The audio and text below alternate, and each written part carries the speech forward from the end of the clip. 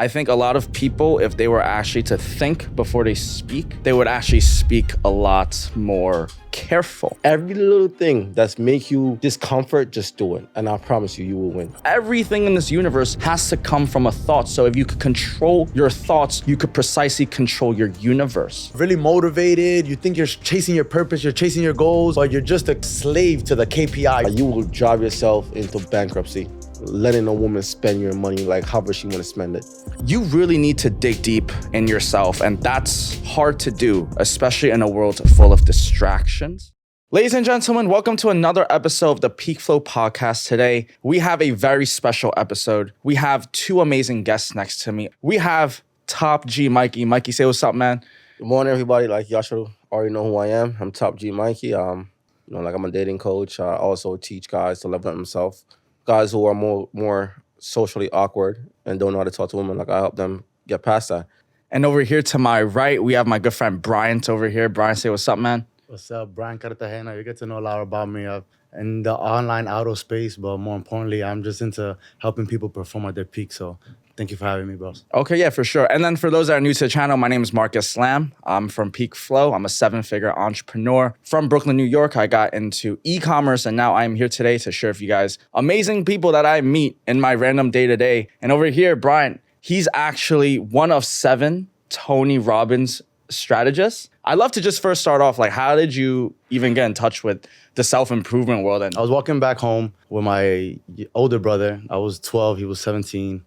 And we were super excited. We had just gotten boxing gloves. We were ready to go, ready to rock. My dad had sent over the money. He was super excited for us to start on yet another sport. We're a tight-knit family. And we got a phone call.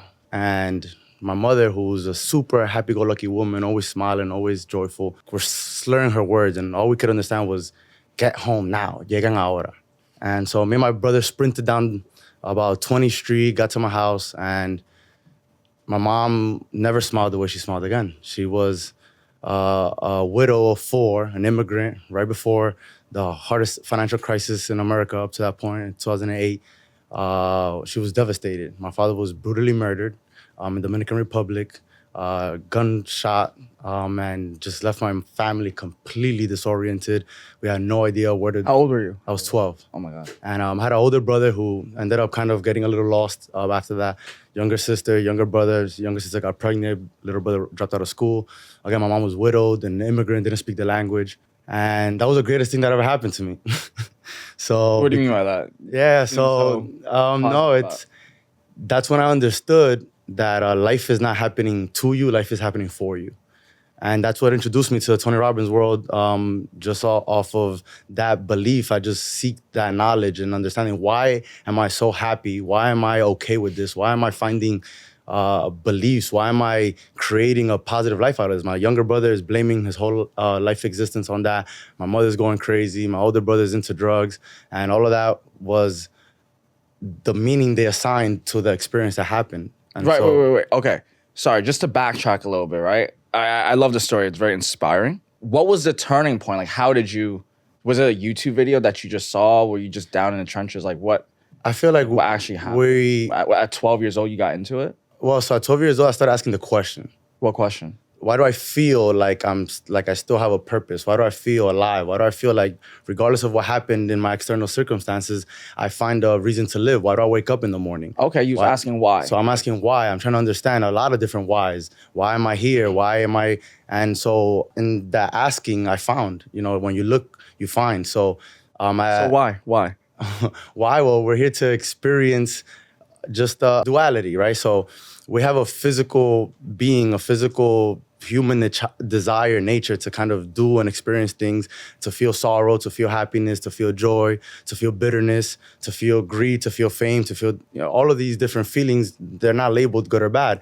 And so we have this other part of us, you could get deep, whatever you want to call it, energy, spirit, soul, that helps us drive that mission or that physical experience. So we're here to just embody everything fully. We have a body. So my father died. What's the lesson or what's the blessing? Regardless, there's a room for me to grow in that process. If we understand that we're here to lay roots and grow and just give, contribute, be more, experience all of it fully, then you understand why we're here, which is to do that, to just live. And I looked for that over and over again at a young age. And so I kept going through experience, kept learning, kept being introduced to more people, a deeper environment. I kept losing, kept winning, kept finding things out. And that led me essentially to indulging into Tony Robbins. We'll get a little bit into detail about that, but it was most predominantly the question that I was asking myself that led me to the point of who I am, which is just somebody who is looking to experience life to its fullest and give that all back so people could experience and perform and live at their peak. That's very interesting. So for you, I guess you started questioning and asking the question why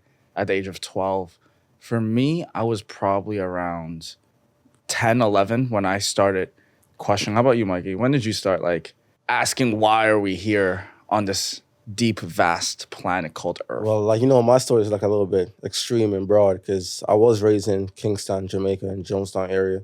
And I believe like I shared a story once when I was a kid, and it's still stuck in my brain till this day. In the Jonestown area, Kingston, like I was born on Penn Street, where I saw this little kid and his brother and sisters with his mom walking with those coal stove, like a coal pan.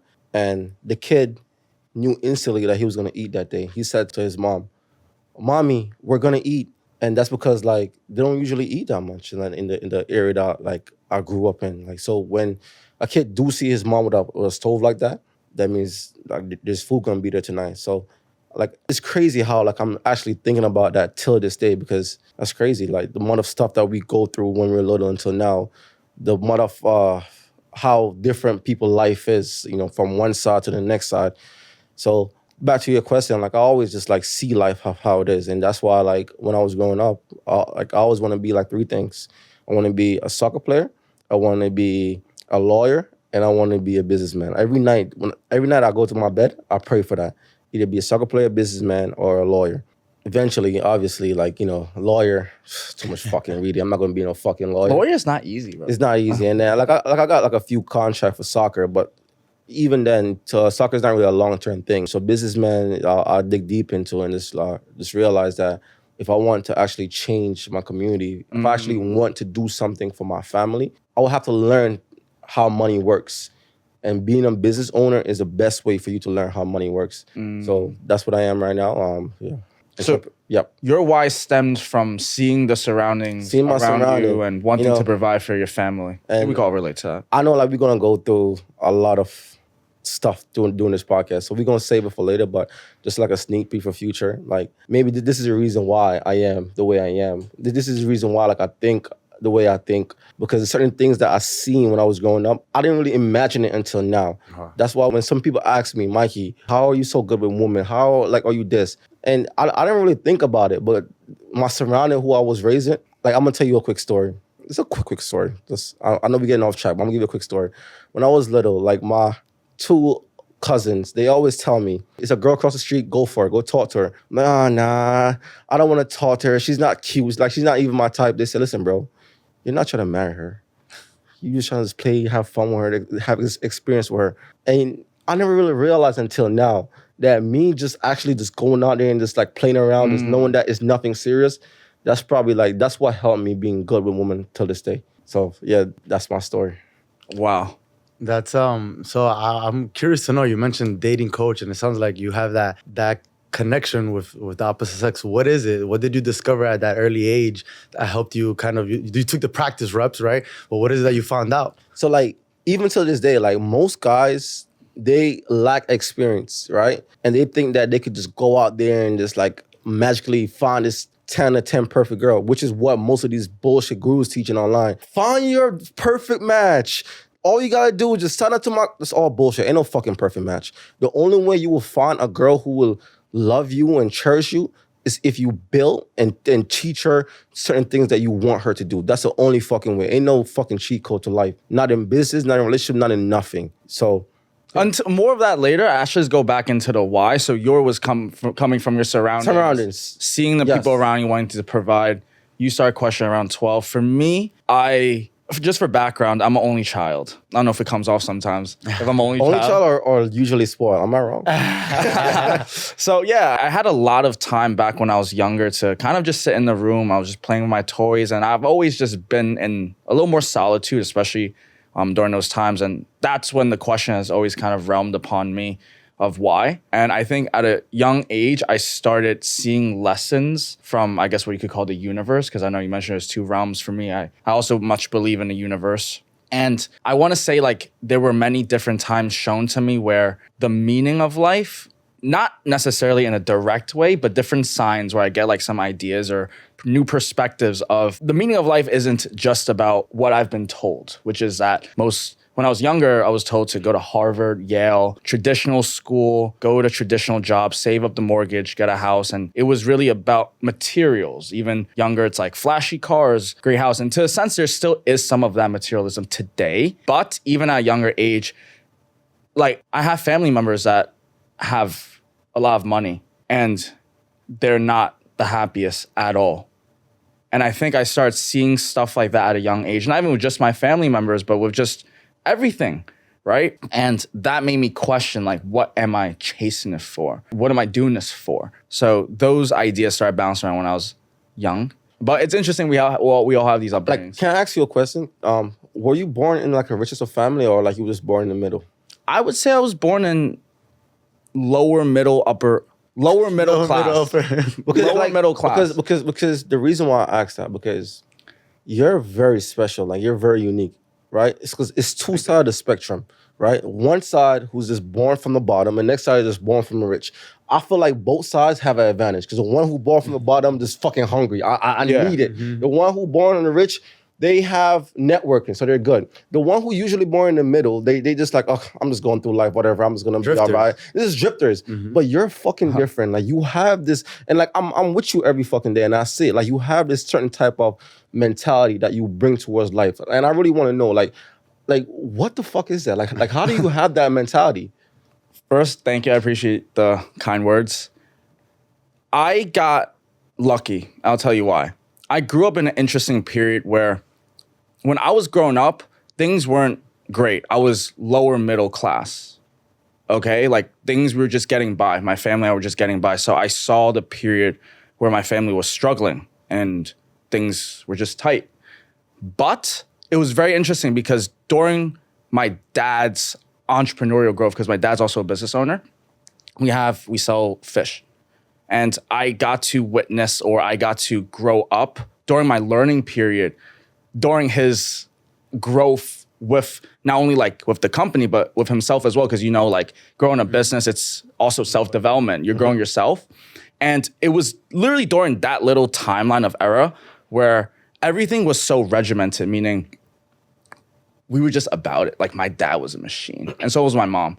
And I think they brought me in this mode during my adolescence when I was growing up where like I had to just hit KPIs. I had to get stuff in check because, you know, what are we doing here? Like my parents are working. And that's also a thing too.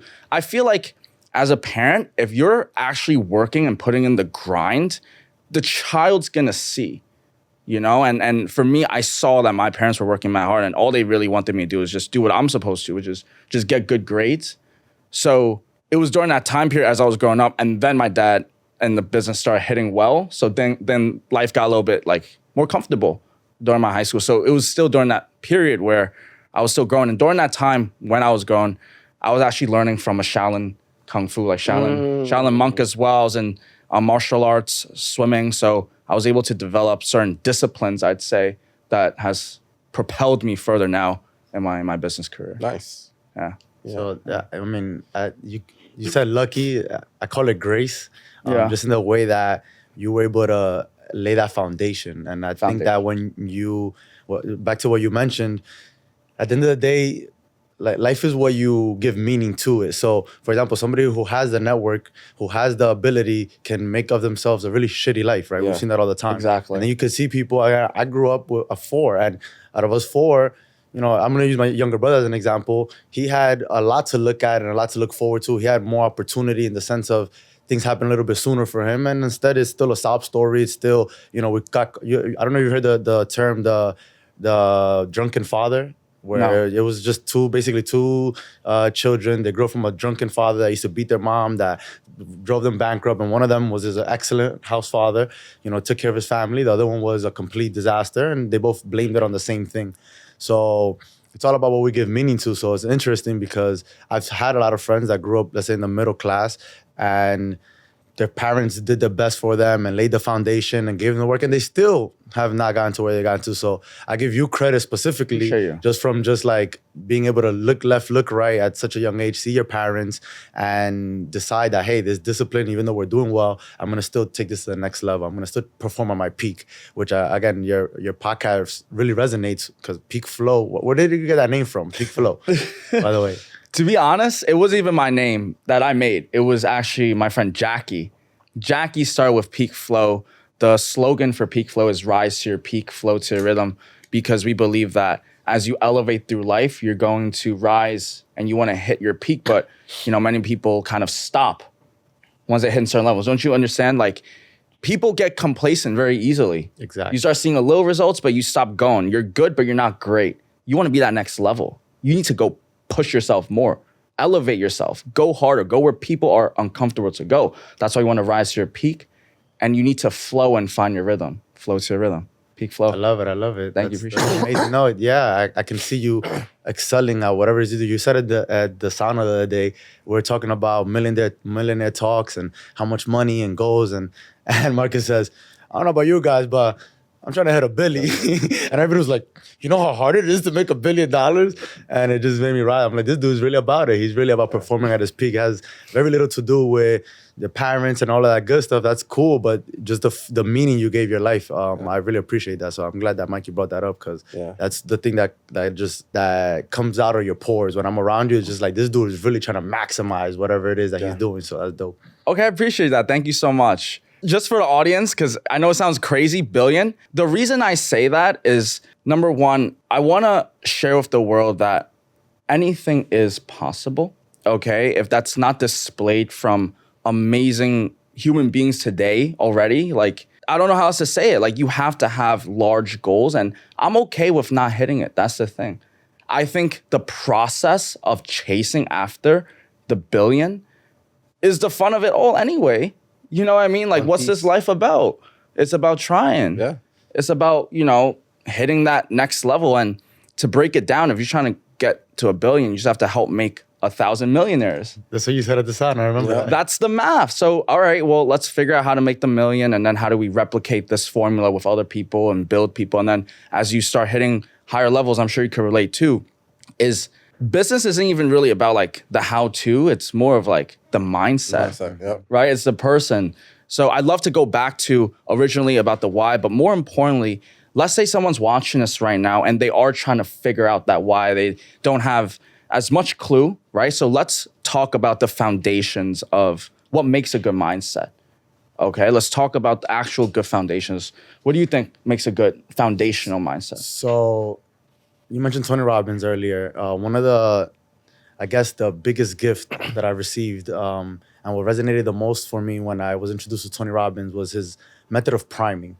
So priming, we all do it in some shape or form, except that a lot of us do it subconsciously. You wake up in the morning, you start scrolling, and you're priming your brain, your mind to what you want to see, what you want to experience, how you want to experience it, the thoughts that are coming into your head. You're priming your mind. So there's certain times of the day that's more prominent, that your brain is receiving more brain waves, so to speak. And you need to maximize that when you wake up, before you go to sleep, dimming down your phone, just little things that you can do to really start allowing your mind to explore and to go into the place you want it to.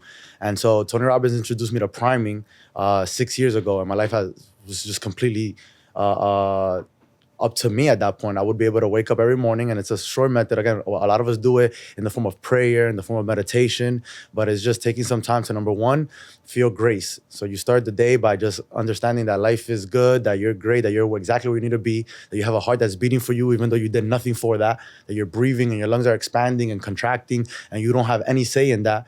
And so you start with that gratitude. Then number two, you go and you start connecting with nature, with other people. I've thought about you guys in the sauna. For example, this morning when I was priming, and it was just like, I hope Marcus and Mikey come in and deliver, that they come in with open heart, that they give a good message. That's that a they lot of allow me pressure, to- man. Damn. No, but it's again back to kind of what you mentioned. Then number 3, you set goals, and I'm okay with not hitting them. But then you think about those 3 prominent things in your life that you want to experience, and then you stand in there as if you are already experiencing it. And that's the billionaire in you. That's having this podcast and wilding out and saying all the right things, impacting the masses. That's something that I'm thinking about while I'm starting my day, and I'm already visualizing that. I'm feeling myself speaking to people. I'm telling myself the story, how it feels.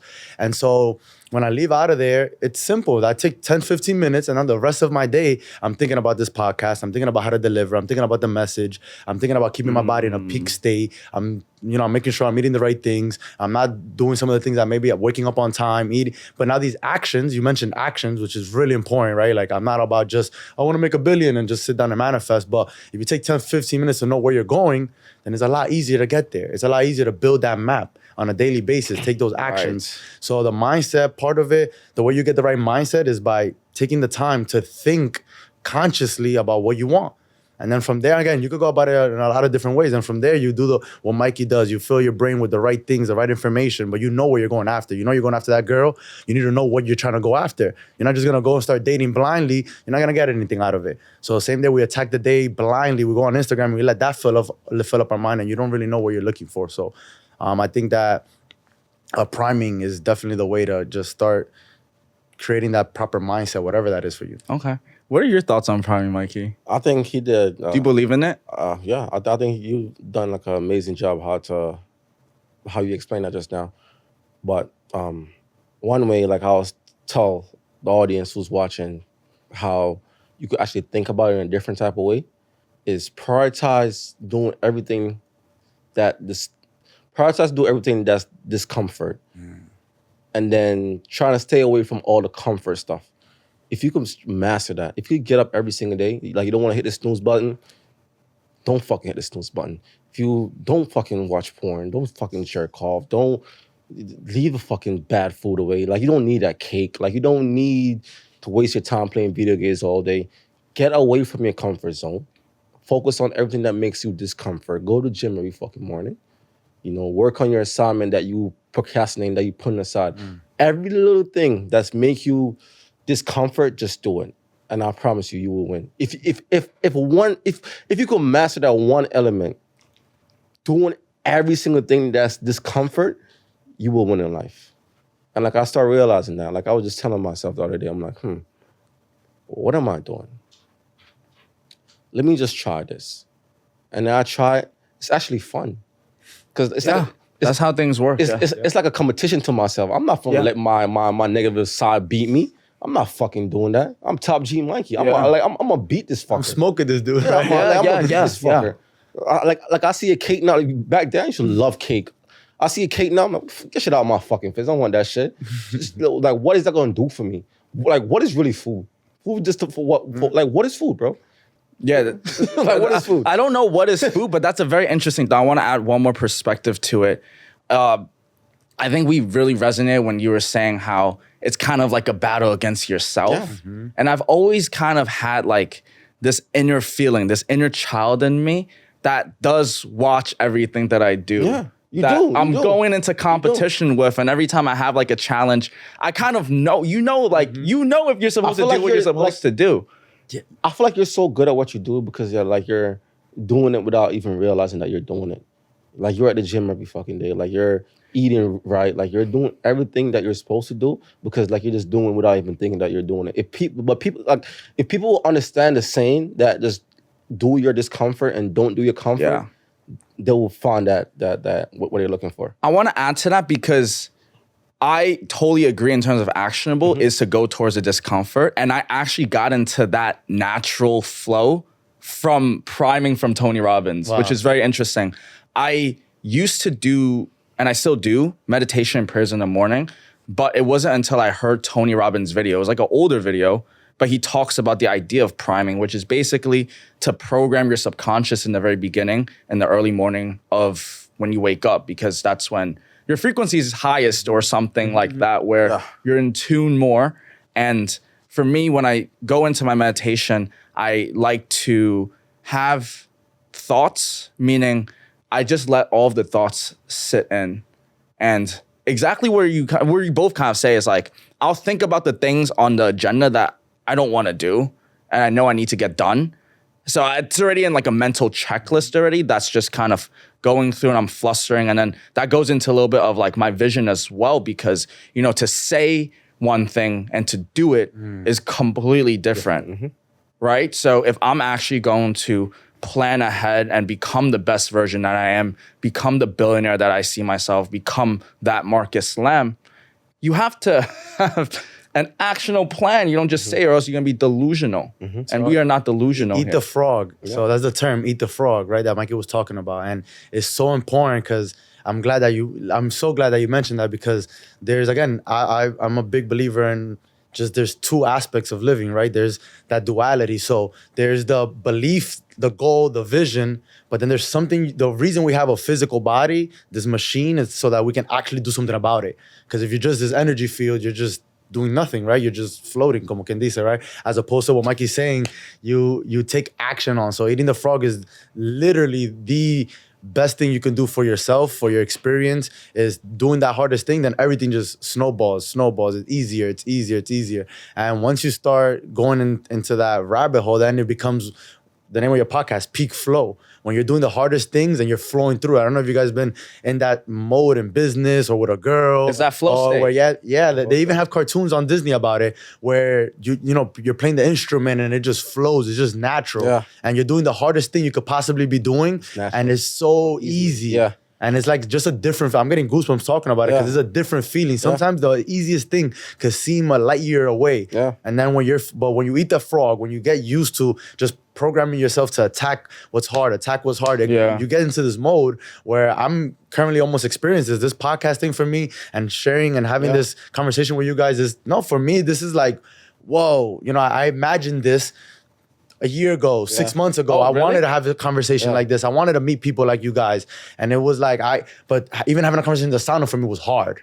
You following? Yeah. But then just waking up every morning, going to the gym every day, like you said, doing those hard things, making those phone calls, allowed me to open up, build that confidence. Then I could say something in the sauna. Then I could speak my mind. Then I could talk about business with you a couple months ago. Yeah. Then it's like, now you walk in and it's, yo, Marcus. And now I'm doing the hard thing super easy, super smooth. Sir. And then next thing you know, you wake up and you're in a podcast with a couple of dope dudes. And it's like, oh, snap, I'm here. So I love what you said, because again, it's not only about thinking about it. Again, that's one aspect of living, but then you have to take action, and eating the frog is the best thing you could do. That is true. Like, even on the day when we was in the gym, like, I always classify myself and ourselves as seers. So if we say some shit, we're gonna fucking do it.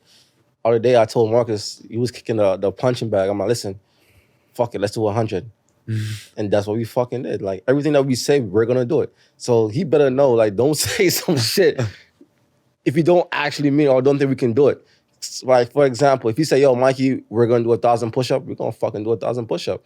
Doesn't matter how long it takes us, we're going to fucking do it. Yeah, I'd love to live by the model. That's actually one of our like Peak Flow commitments. That's something more internal, but we follow some specific like standards for ourselves, standards of self-excellence and brotherhood. That's what Peak Flow stands for. And one of them is actually word is bond. And that's a real one, because I think a lot of people, if they were actually to think before they speak, they would actually speak a lot more careful.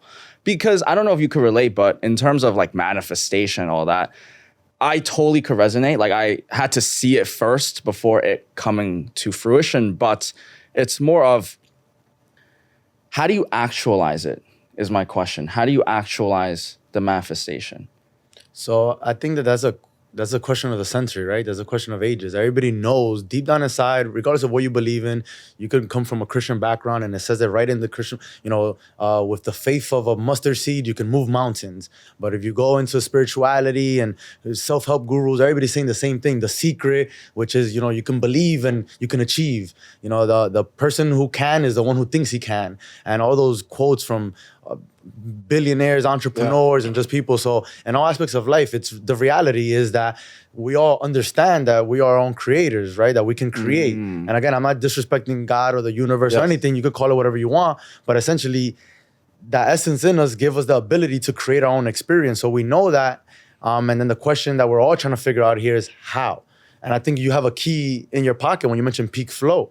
That's literally the physical manifestation of creation. Wow. It's being able to, you know what it is to have a thought and then be able to take action on it and create it. Like everything is a thought first. Everything is an idea.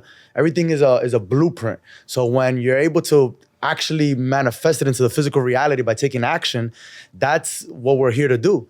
That's what we're here to experience. That's all that life is all about. It's literally thinking about something and doing it. And that's when you get there, everything just feels joyful. And that's when it's like, hey, my dad died. I'm supposed to become a man. Wow, this is natural. This is hard, but it feels good because I'm stepping into who I am. So yeah, I mean, that's so crazy how you said that. Like manifestation and what you say is actually real. That's why like I stress so much to my girl. Don't say shit. Don't say no negative shit. Don't speak negative shit in the ear. Don't fucking do it. If some things go wrong or if I'm not giving you what you want, don't say you fucking hate me, because that's what you're gonna end up doing. You're gonna end up fucking hating me. I stress to her all the fucking time.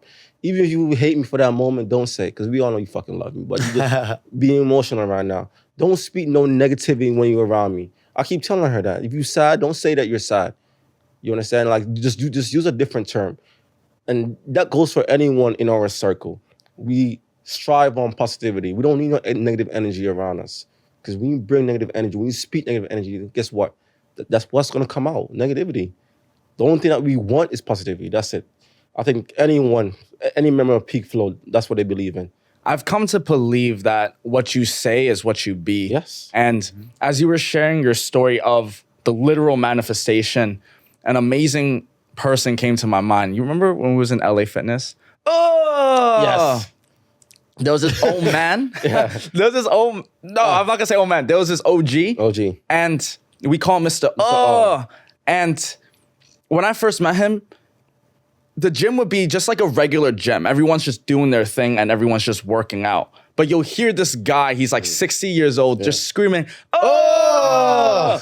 Every time. Yeah. And that was what got me really interested in just seeing who he's about. And I met him during my earlier stages of business when I was still, I would say, even more infantile than I am right now, but really developing.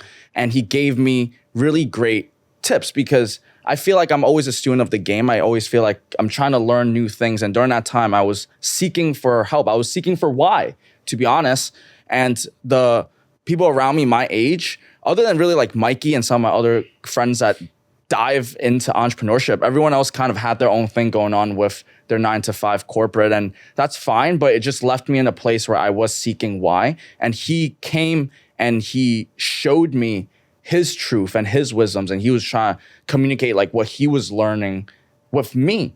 And the thing that he taught me was everything in this world, this chair, this mic, this table, all came from a thought. And that thought came into fruition. But everything in this universe has to come from a thought. So if you could control your thoughts, you could precisely control your universe. Okay, I think that's a very important thing that most people don't understand, that you could have a glass of water here. One person's gonna see half full, another person's gonna see half empty. It's the thought that makes someone unique. And if you stem at the core from a negative thought, you're going to manifest negative circumstances too. Whereas you have to be able to look at more of the positive and unravel and create the positive environment that you're trying to, create in. That's 100%. super. Yeah, that's amazing. That's literally, you just described life. So people, the way me and my wife talk in regards to people is their worlds. So we believe that everybody lives in their world. Right. So you're able to experience your world. To me, this means one thing. So this conversation with you guys means something. I'm gonna give it meaning, but this is only 5% of my day. This is only 10% of the next 2 weeks for me. So I'm gonna go back home and I'm gonna assign this experience a meaning, and then I'm gonna have thoughts about it, and I'm gonna go home and talk to my wife. I'm gonna go to work. I'm gonna go to the office. I'm gonna do business. But what meaning did I give this? What meaning did I give this? Like you said, that glass. So everybody lives in their own world. Again, we're sharing experiences, right, but you get to create what you want, and that all comes from there's nothing that anybody can do, say, feel, or do around you that's going to literally impact your energy, your positivity, your negativity, whatever that is. You have full control of that. It's the only thing you have full control of. So by you being able to, like you said, think the right things and speak the right words, and you're gonna be able to create the right experience. And that's when, again, I always go back to this because I've had a lot of, I want to drive the point forward. My dad dying was the best thing that happened to me. It was How do you position that in your head? Like, what are you thinking? I was 12 years old, and before most, I was having to step forward for my mom, for my brothers and sisters. I had to become a man. I had to step into my masculinity. I had to understand women to another level, which again, all of that has helped me. Now I have 3 daughters. I have a wife. That's amazing. I have a son who now, because he has 3 daughters, I have to teach him how to be a man and how to take care of women. I have brothers and sisters who I've been able to help develop and bring into just a broader aspect of life. I've been able to help my mother in so many different, but again, all of that came of the fruition that my father wasn't there for me. My father was killed. That story that I assigned it was, hey, I need to step up. I need to do more. I need to become the man that he needed me to become. I need to be him just earlier. So that meaning that I gave that significance was like, I'm just living the life that I need to live. And in order for me to do that, he had to play the part that he had to play. And so even that gave me deeper. I don't want to get too deep with you guys, but I ended up understanding that even as a non-physical being, I still listen to him and I still get the values and the principles that he taught me growing up. So one thing that resonated, he told me when I was a lot younger, when I was about 8 years old, he said, you die twice. You die once when your physical body is not here any longer, and you die a second time when somebody says your name for the last time. So for me, that was like, hey, what can I do to continue my legacy, to continue my life? And my dad not being physically here with me, he's still giving me lessons. He's still dropping bars. He's still helping me be with my wife in one shape or form or the other. So was it really a bad thing? Was it really a negative connotation? And that's me having my dad murdered in front of me and leaving me the man of the house with a woman that was widowed and didn't know how to speak the language. So you ate that cake, you gained that weight, that girl broke up with you, your business failed. You were in a motorcycle accident going 140 miles an hour, tore 7 bones in 21 different places, was immobilized for 6, hospitalized for 4. That was me. I got into a motorcycle accident, almost died. How did that happen? I woke up and I was like, hey, if my dad dying at 12 years old wasn't the end of me, then this definitely ain't gonna be the end. Yeah. I just woke up and said, wow, thank you, God. I'm able to move. I'm able to breathe. I might not be able to walk, but I'm good. Let me see what I can do now without limbs. And one thing, just pushing through. I ended up walking, then I ended up running. I'm at the gym. I cut my body fat. I took my body a different understanding of my body and loved it. And even that was a miracle. I'm so grateful for it. I don't know if I showed you pictures. I was 200 pounds before my motorcycle accident. Damn. I was overweight. I was big. I got into a motorcycle accident. I'm like, whoa, if I don't have a body to experience this life with, then what's the purpose of success? What's the purpose of even living? So I took advantage of my body and started working out. And so everything has a meaning that you assign to it. And like Mikey said, it has to be positivity, bro. Yeah. Like you mentioned legacy. Like, what are your thoughts on that?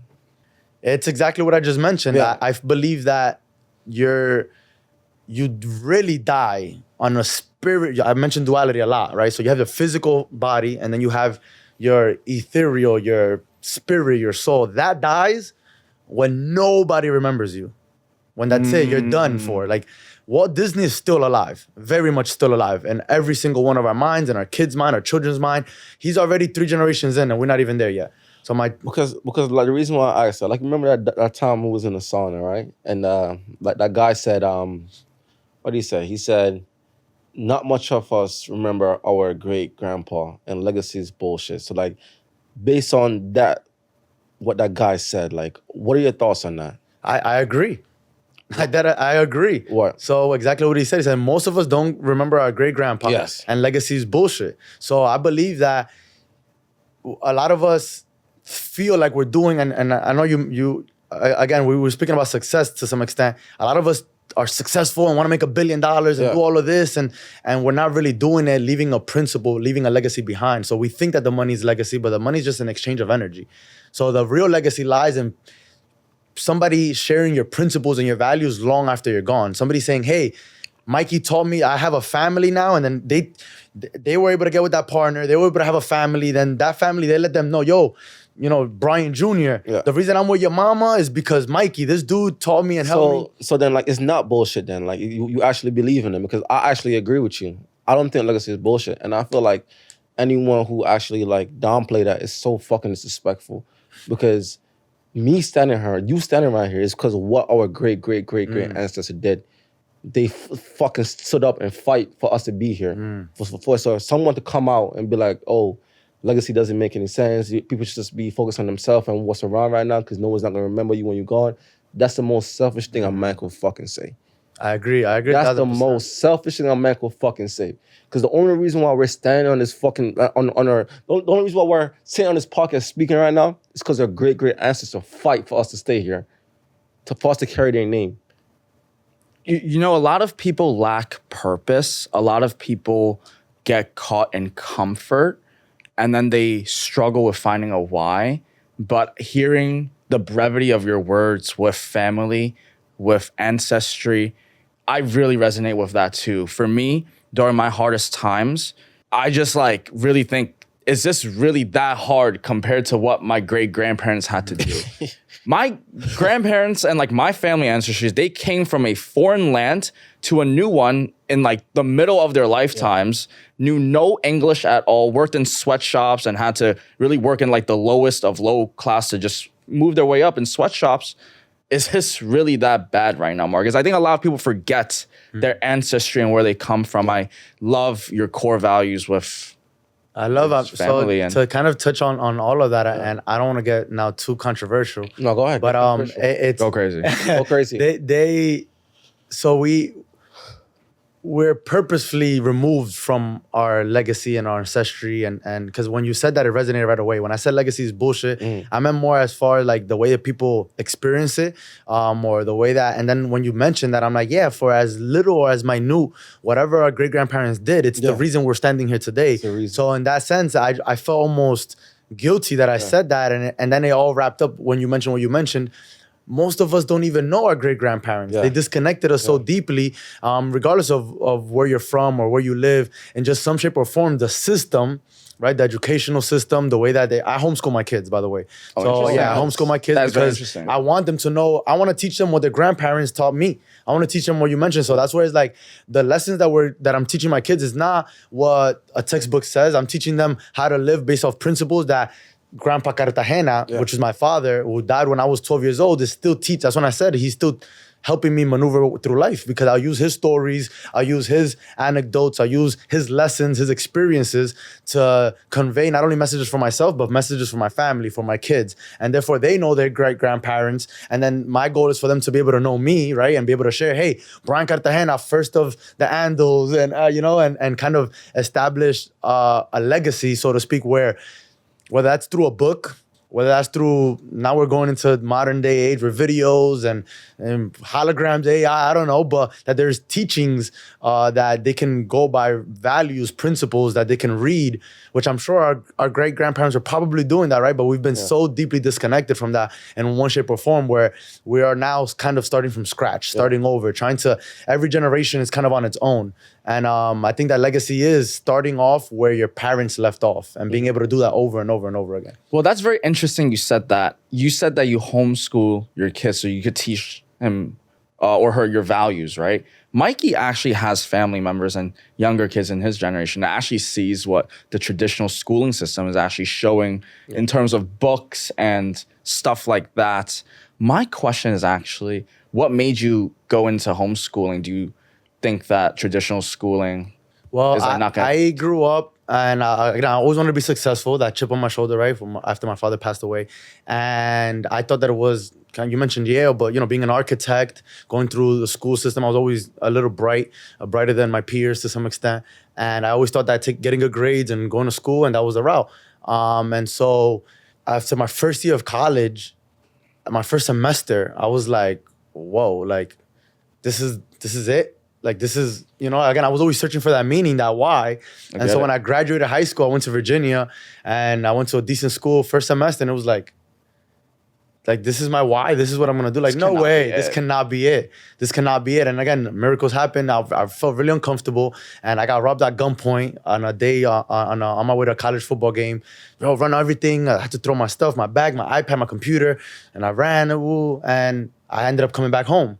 And so when I came back home, that was shortly after I got into business with some of my friends, and I was able to explore. And I was able to, at a young age, start developing, like I said, starting finding answers through books, start reading my own, start creating my own thoughts and ideas. And I'm like, well, this is valuable. Like I already saw the growth, how much I grew in a short 2-3 years compared to the 15 years that I was in school. So I always had that chip inside of me saying, hey, you need to teach this to your kids. And I started then putting two together with the experience that I was having, the deep sorrows that I faced, the motorcycle accident, my father dying, bad relationships, all of that. I was realizing that were way more important life lessons than the Pythagorean theorem. So I was like, let me figure this out, because I love geometry. Right, geometry is dope, but A squared plus B squared. Chill. That was cool, but I understood that I needed to teach my kids more. And so right now, for example, my son is 4 years old, and he's gonna learn his sciences and his physics and all that good stuff. I'm figuring all of that out. But what he is learning right now is priming. He primes every single day with me. He comes outside, he prays, he connects, he thinks about his vision, what he wants to accomplish. And even if that's playing games, even if that's being with friends, I want him to embody that, feel that joy.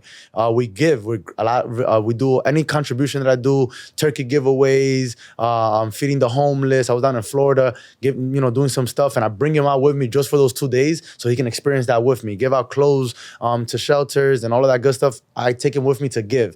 I have him work in the house. I don't know if you on Instagram you saw, but it snowed. So I brought the dude out with a shovel. Don't snow at the stop sign? Yeah. Oh, no, that was my daughter. She's 11. My son was 4. And he's there shoveling with me. So we have 2 cars. So, hey, you got the red car. I got the white car. You're going to shovel out? And I asked him, what is, why are you shoveling snow? He's like, because I'm working. And why do you need to work? Because I need to bring value to the house. Why do you need to bring value to the house? Because by being valuable, then I'm able to receive. By giving is how I receive. Nice. So he's already 4 years old. That's my homeschooling. Nice. On top of the fact that he gets to chill with dad, he gets to listen to the things that I listen to, he gets to play around with mom. That's bonding, and right? Yeah, that's all life lessons. That's what I want my kids to experience. I don't want them to, and I have nothing wrong with the traditional education system if you know what you're doing. But for me, I wanted to take more control. I'm all about controlling my life and my experience, living in the world that I want to create. And so homeschooling my kids was just a no-brainer, and kind of allowing them to live by the principles and values that I want them to grow up with. So. Yeah, no worries. I just mentioned the traditional school system simply because I guess we could all relate. We were in it to a certain extent. Yeah, it served me. Like, I came from public schooling, and again, my greatest lessons happened in those gang-riddled environments and those learning, and I learned who I was and who I wasn't through school and testing. So I think everything serves its purpose. I do believe that the way the world is shifting now, kind of the way that this podcast is able to serve, you're contributing your time, your energy, your value, just because you want to love on people and help them do more. That whole world is shifting. And so the way that we teach our kids also has to shift. So I'm not saying that everybody has to go into a homeschooling route, but I think more children need to learn about controlling their emotions, controlling their feelings, visualizing, having goals, taking action. I think all of that is super important. So 100%. And let me just add one thing. Is when it comes to traditional school system, that's just with children. Children are the easiest to, influence in a sense. And so you have to say that public schooling education system definitely has tremendous gravity to the influence of our young children. And for me, as someone that was brought up in the traditional school system, I went from grade kindergarten to grade 12, and I went to good college. I had my sports team resume, set myself up, only to find myself in the same spot where you were asking of when I was in that corporate world, when I was in seeing the next few plans and future of my life. It was really the question of, is this it? Is this it? No way. I'm gonna be working and dedicating my whole life and just do and for what? For what? For what? No amount of money could fill that when you've asked that question, for what? When you start asking for what, you gotta get up, and you're not a mountain, you're not a tree. Get up, get unrooted, and move. Right. Go do something else, take a different action. I'm big on just living life on your terms. And you need to, again, the money will flow, the relationships will flow, your life, your family, all of that will flow. But more importantly, you need to be able to do something that you have a why, you have a reason to get up every morning. And when you do that, I think you live a different life. But we do get conditioned at an early age as kids to do what the man wants us to do, right? Whether that's and there's no real man. It's just a belief system of, hey, I gotta go get good grades, go to school, get this job, do this, do that, hit this quota, hit these KPIs. If that's the life you're living, even for yourself, I'm an entrepreneur. I have, you know how many entrepreneurs are still sheep that are, you know, in business. That's interesting. Expand on No, yeah, you could be in business. You can be really motivated. You think you're chasing your purpose. You're chasing your goals, but you're just a slave to the KPI. You're a slave to the money. You're a slave to the bank account. You're a slave to the cars. You're a slave to the house. So you're doing it for that next high because you lack that within. So you're not really living life the way you want to live. You're living the life that you think you need to live so that you can experience what you think you need to experience, even though the experience is already in you. The fact that you already feel joyful, you feel like you want to chase something out there is already enough. And when you start realizing that, you start operating from a peak flow. I love the name of your podcast. Like, I love the name of the podcast and what you guys represent, because peak flow is what we all strive to really achieve, is being able to perform, yes, at your peak, yeah, achieving all these successes, but in flow, naturally, because that's how you want to live. That's the life that you want to design for yourself, not because you're in business and you have to make $2 million because that's the next goal. So I think a lot of people, a lot of entrepreneurs understand the concept of goals and vision setting and hustle, but they don't tie it up enough with their purpose or their why, even though we hear it so many times and time again. That's great, and I really appreciate that. And I just want to kind of just play a little devil's advocate, okay? I don't find it too crazy to have goals with materialistic things. At first, I think when I first started entrepreneurship, I actually just wanted to make money. Amen. Right? Like, I just wanted to make some bread. I wanted to level up and have some nicer clothes, fresher shoes. And I'm just trying to say that, like, let's say someone is chasing that, but they also understand this can't be it. So then what are they looking for then? So I'm glad you mentioned that. What does that mean? I think we have a very similar background. How did you start in business, by the way? I'm curious. Like, what was your first entrepreneurial venture, so to speak? I guess official venture was reselling shoes. I was reselling Yeezys and Off-Whites. Of course. So I found a beauty of finding something on the internet for like $200, and then I was selling it for like $1,500 on Stadium Goods. And I'm like, dude, I'm making a full-time paycheck with this. That's what sparked me. But it was more of just like, I just wanted to have a comfortable life. And if you don't mind me asking, what triggered, so like, that's dope, right? So that's how most of us entrepreneurs started, right? We found something that was more valuable to somebody else, and we'll be able to kind of flip that. We're almost always in sales. That's one of my beliefs. We almost always start in sales as entrepreneurs. But this drive of you wanting more, what was it? You know how you mentioned kind of Tony for me? Like, obviously I had this life experience where my father died, and I started looking for something deeper. What was it for you that allowed you to kind of just wake up to say, hey, I want to do more. I want to be in business. I want to go out and make more money. I want to look nice and wear the fancy shoes. I want to hear this. This is a very loaded question. Mikey took off his shades for this. I actually feel a little pressured right now in terms of this question. Let me because this all goes back to the fact that, like, you was just raised in the middle. Like, you know, one side. It's super interesting. Yeah. One side, you dirt bottom. Next side, filthy rich. You was in the fucking middle. So, like, tell us. This podcast was supposed to be about y'all. Okay, hold on. So let me think. Well, here's the thing. I never grew up having like crazy shit anyway, to be honest. Like, I grew up seeing and interacting with other people that had really nice, like, they were wearing Supreme, Obey, and they were just wearing all the nice stuff. And I want to get that, but I really could only have like one nice piece. And that's already freaking amazing. Like, you know, I'm already gifted, but I want to fit in. If I'm being completely honest, I want to fit in. I want to, you know, look cool and get that kind of self, whatever you want to call it. I think it's more than that. I think you want to do it, but on your own terms. I feel like you want to just go for it and just make something happen by doing it yourself. Because I think that's what it is. Because I believe one time you mentioned to me that, well, maybe I shouldn't say it. Continue. Say it. One time, like, you mentioned to me, like, bro, I'm good. Like, if this shit doesn't fucking work out, like, I always got my bad business I could just fall back on. Well, going into it, yeah, like, I definitely use that as a way to help me propel further, and take risk. I always had that in the back of my head. I'm not even gonna hold you. But this really actually, now that we're digging in, I also had that.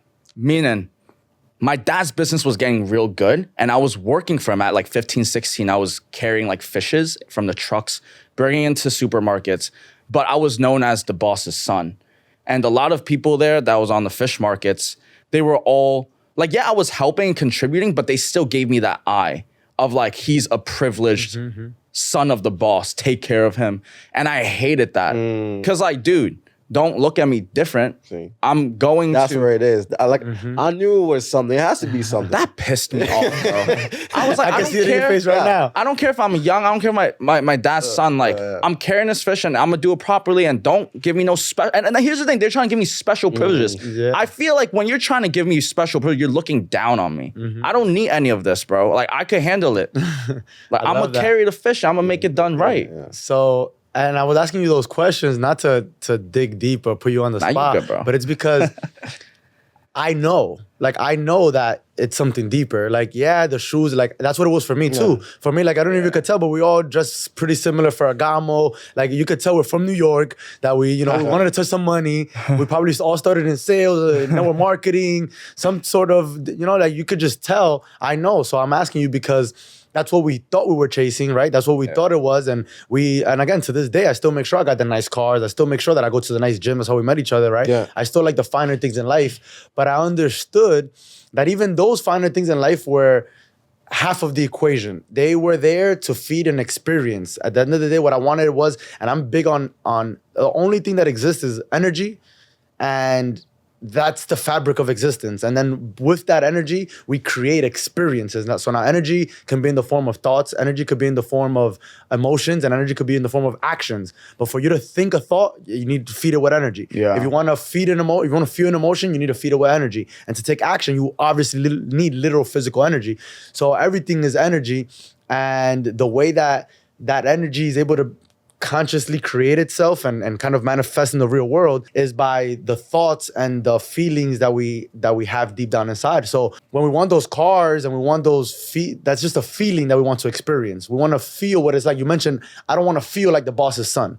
It wasn't about but having those shoes are going to represent that in this reality. By being able to buy your own shoes, being able to have multiple pieces of Obey or Supreme, not because your daddy bought you one for Christmas, but because you are able to spend your money that you work for, that you created. That was that feeling that you wanted to experience, so you went out and got it. So when you really dig deep, there's values or desires that are represented in material, but when you go deeper into why you want even that thing, you find out what you're really chasing. You find out your real human need, your real connection. So you want a relationship, you don't really want another woman, you want to feel understood. You want that car, you don't really want to feel like, what is having a Tesla? Like, what's the point of having it? No, you want to feel like you made a good financial decision. Whatever that feeling is that you're chasing, that experience, that's at the root of why we do what we do. And it's not always to be kumbaya, giving to the rest of the world. Sometimes that is because you want that mansion, you want that money, you want that business.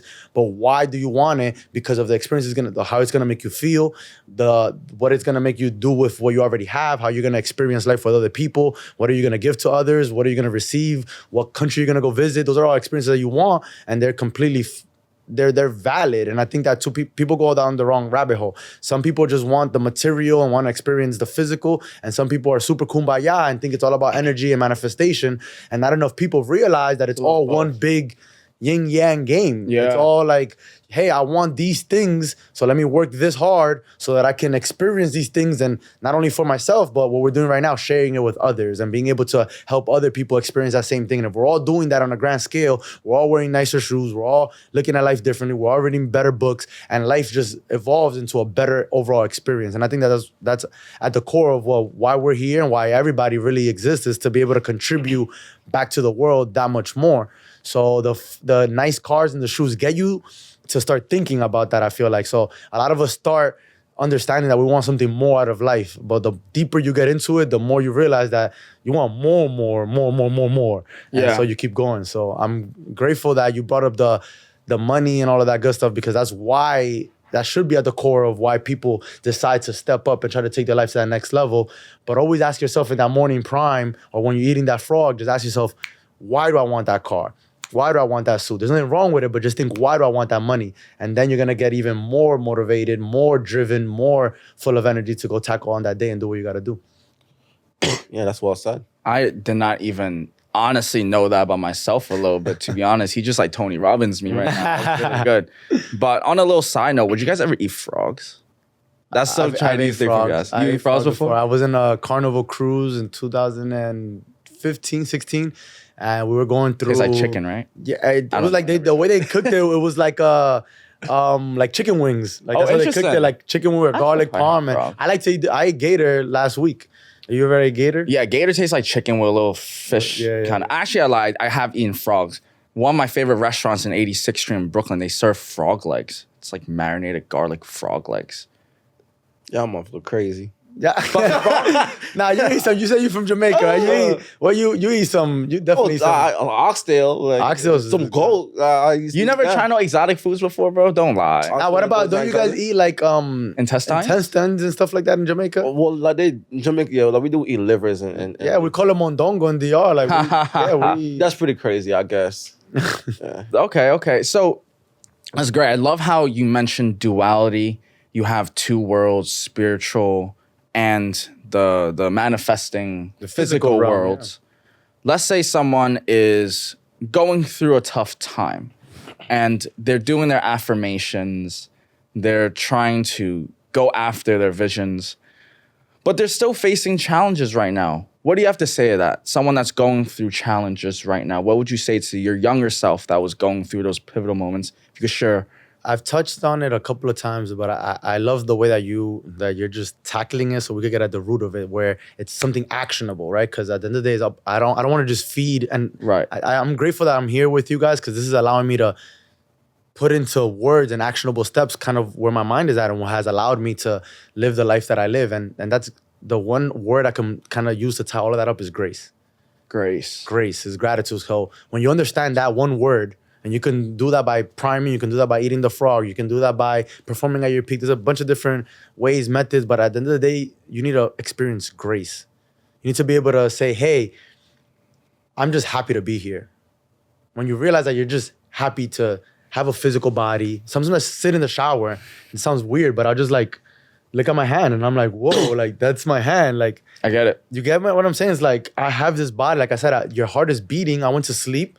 I didn't have to put an alarm on my heart. I didn't have to do anything. I just went to sleep and it just woke up and it just kept beating. And it was just like, when you start there, then everything else just kind of unfolds for you and you realize the purpose and because everything has a purpose. Everything is a conscious creation of yourself.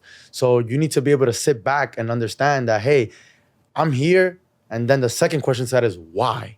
So once you realize, hey, I'm beating a heart, I woke up, I'm in this room, why?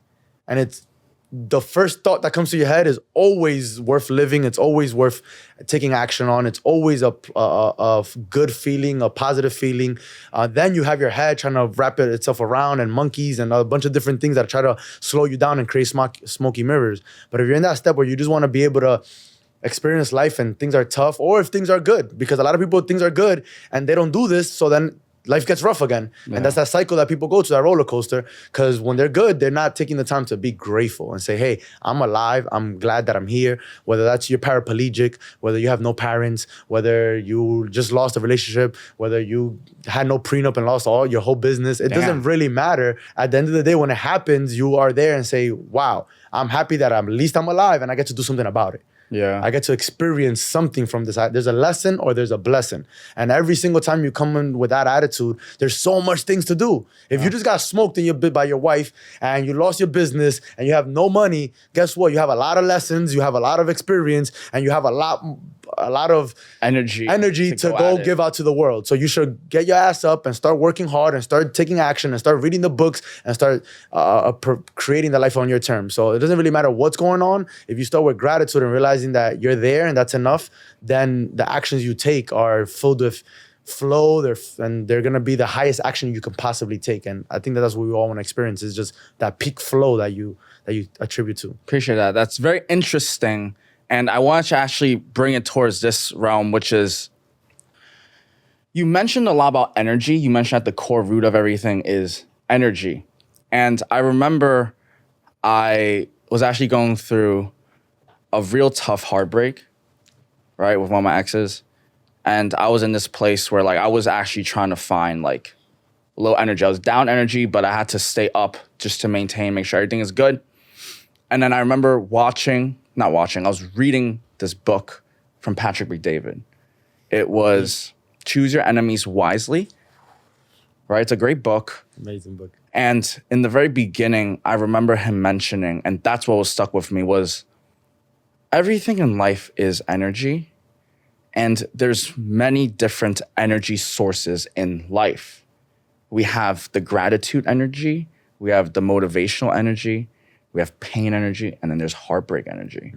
There's so many different types of energy you could tap into, and many people don't choose their enemies wisely because, yes, something catastrophic did unfortunately happen to you. Yes, that girl did break your heart, or it just didn't work out, and then you feel all of those lessons, experiences, and it might seem at the moment that it's like it's gone to shit and shit's not working out, but you have so much energy you could tap into and manipulate it towards where you want to go. So I say this to say that I know a lot of people that struggle with heartbreak. I know a lot of people that struggle with unfortunate circumstances. And all I could say is I think everybody's supposed to have going through that, but you have to be able to harness it, turn that pain, that negative, and I know it's tough, and transform it into that positive. I think that's, we as humans, that's our superpower.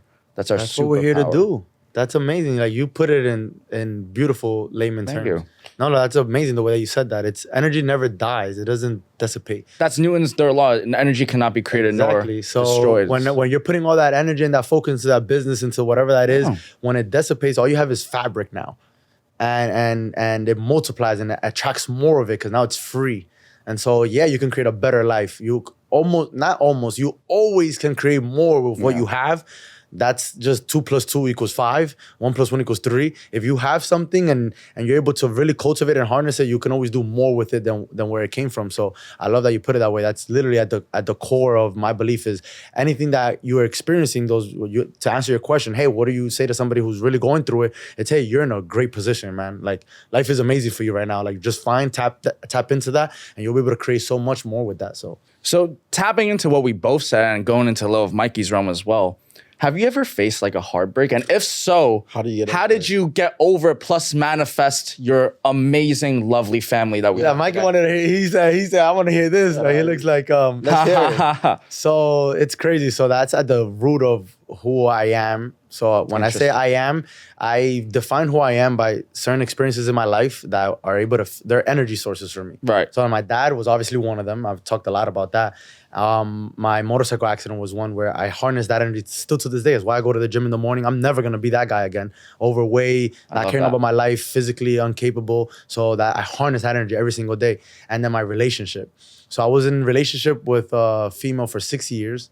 It was really, really tough. I was in super feminine. Like she was the man of the house. Like I was emasculated. I was buying things for her, expensive handbags, vacations, had her living in my place, just finding ways to please her. And part of that came from a lot of childhood trauma with the fact that I had to please my mom. But my mom was a lot more grateful for it. This woman was not. And so I struggled for about 6 years.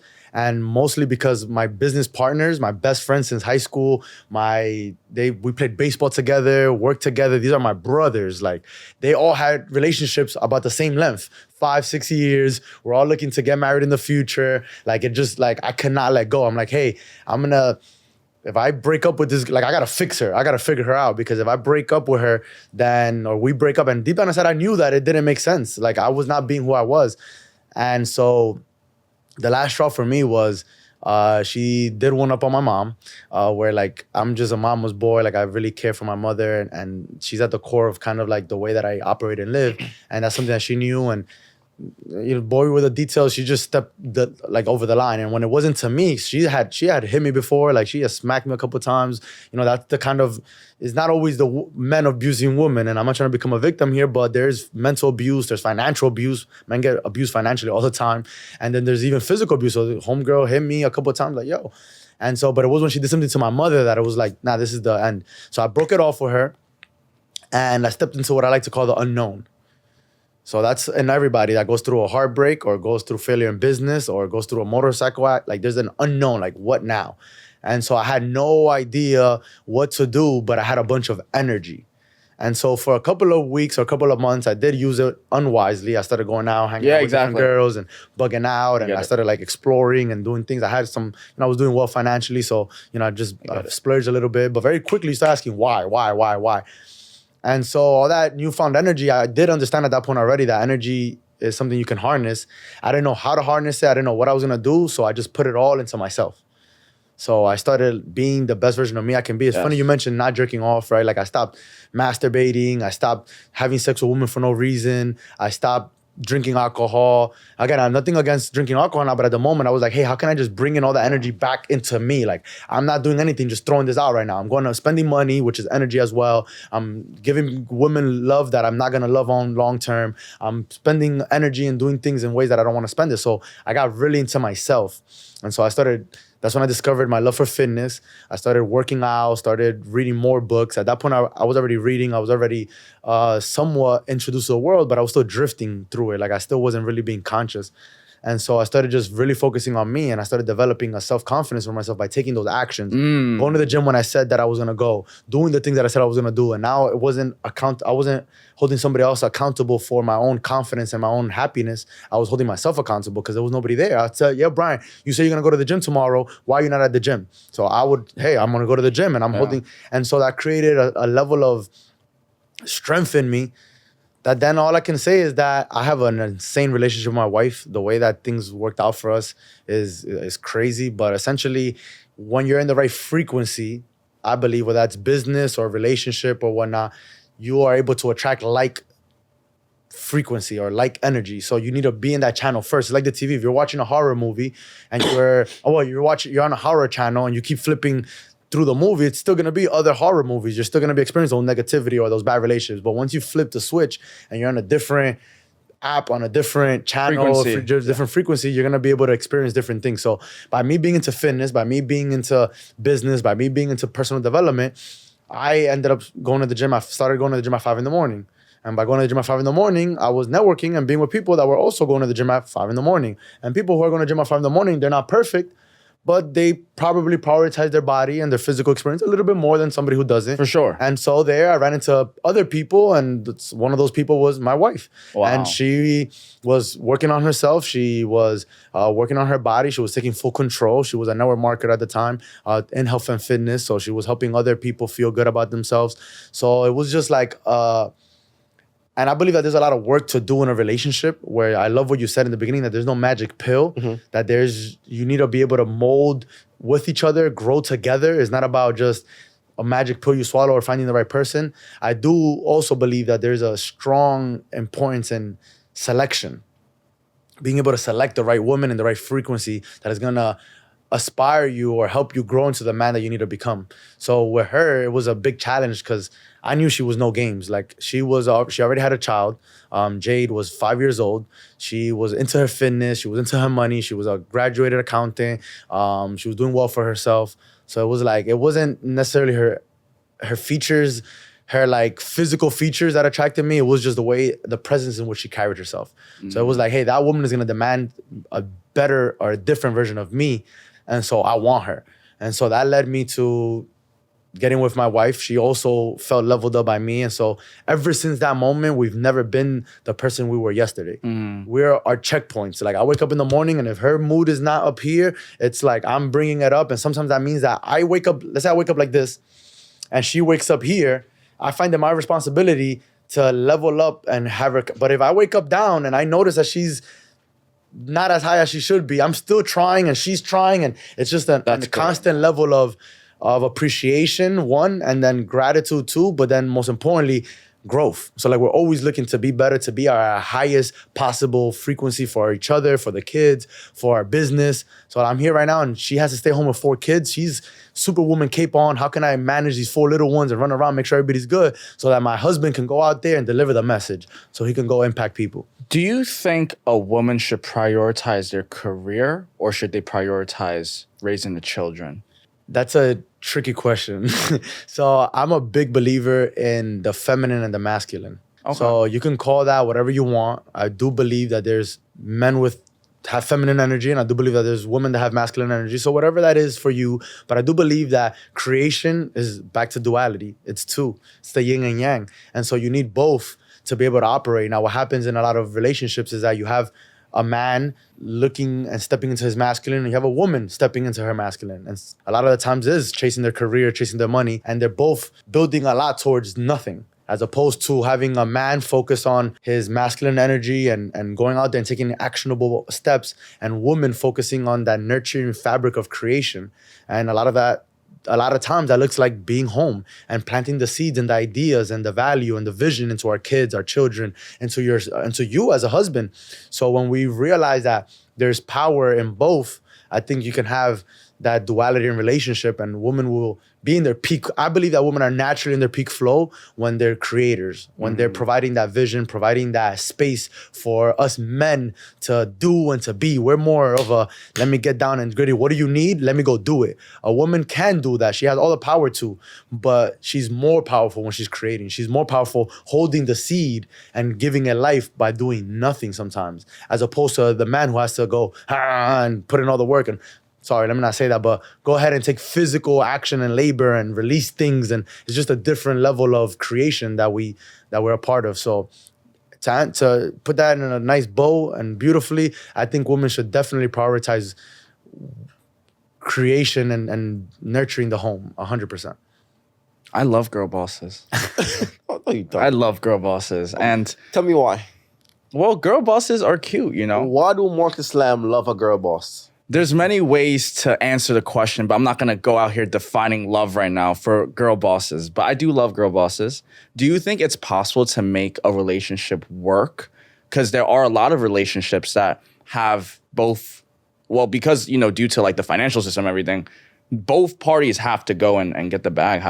How does a relationship maneuver that? So me and my wife had to do that for a very long time. She's just recently fully retired from making $1. So we joked, this was the first Christmas that she bought Christmas presents from me with my money. So you know that joke. Oh, interesting. Whatever. But usually she makes her own money. What made me fall in love with her was that she was a girl boss.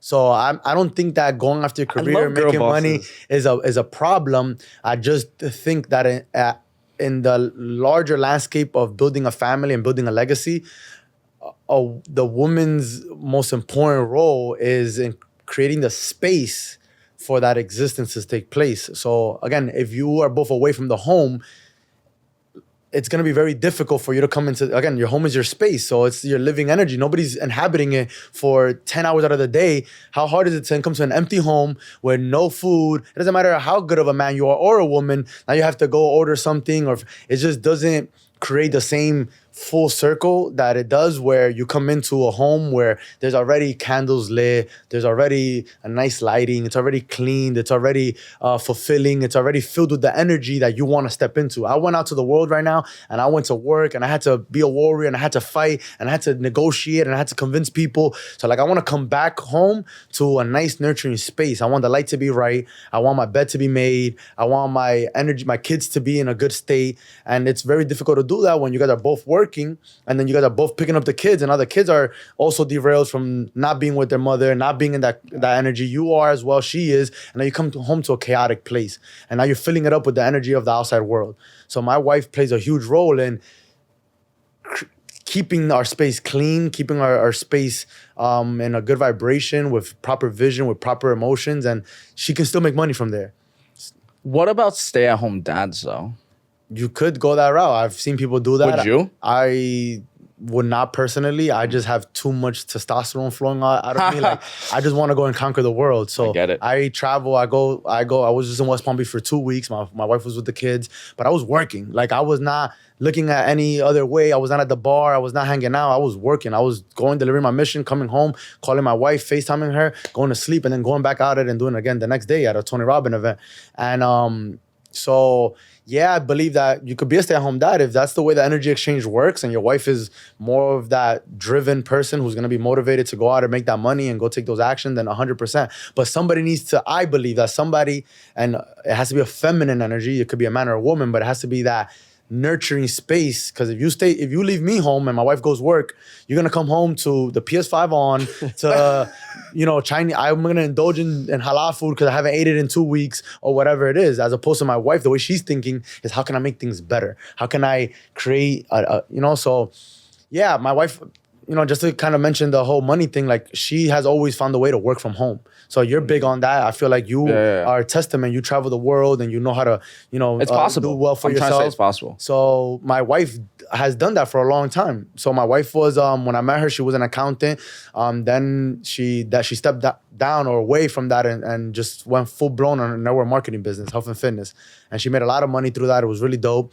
I helped her a little bit as I could, but she went and developed a business from home. Then she did digital marketing when the craze started. She was able to help out a lot financially. She was caking. She was doing really well for herself, but she was still had the time and the flexibility to create that space from us at home. And then now we kind of took a little break. She's still getting paid from some of the businesses she's built. So money's not the problem. I believe stepping away from the home is the problem. Right. Giving your kids to the system or going out and also taking place in this crazy world that we all live in. I think it's very important for women to stay safe, to stay nurtured, to stay in that peaceful kind of tranquil energy, because they're the base, they're home base to creation. So you want them to be light.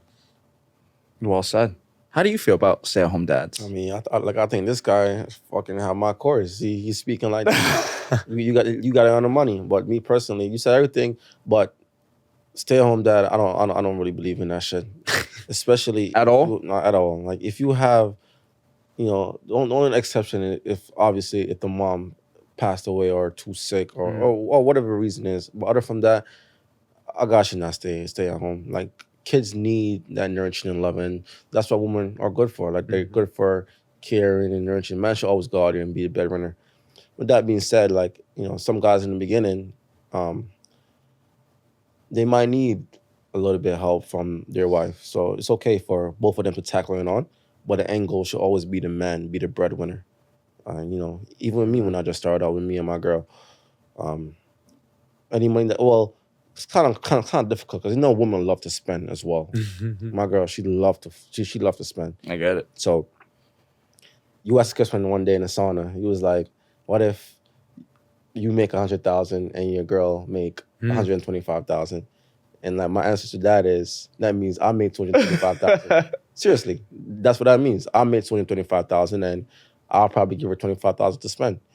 Because without that, the whole house will probably crumble. Exactly, bro. Yo, you just said that so well. Like, that sounds crazy, but it's like, even if you bringing in more money, like, it's still my money to maneuver. Yeah, like, it's still my money. I still let me control this aspect of it, because the same way that I'm not gonna, like, I don't tell my wife how to nurture the kids necessarily. Yeah. Like, she loves on them in a different way. That's what but it's like, if I make money and you make money, it's going into this account, and I'm gonna find ways to invest it and maneuver it. Like, thank you for bringing more money to the family. But and let me tell you that's something. great. That's a good way to put it. Any woman out there, as long as you establish what I'm saying to you in the get-go, they will follow your lead to the end.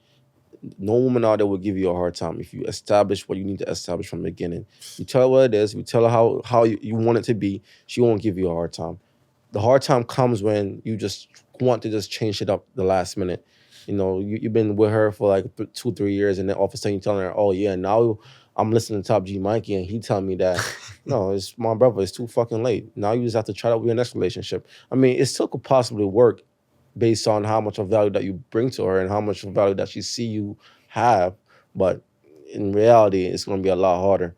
I agree. But like I said, the message for all who missed it: if your woman make more money than you, that means don't listen to these dumbasses on the line talking about, her money, my money is her money. All that saying. What was saying again? Like, I want to get it right.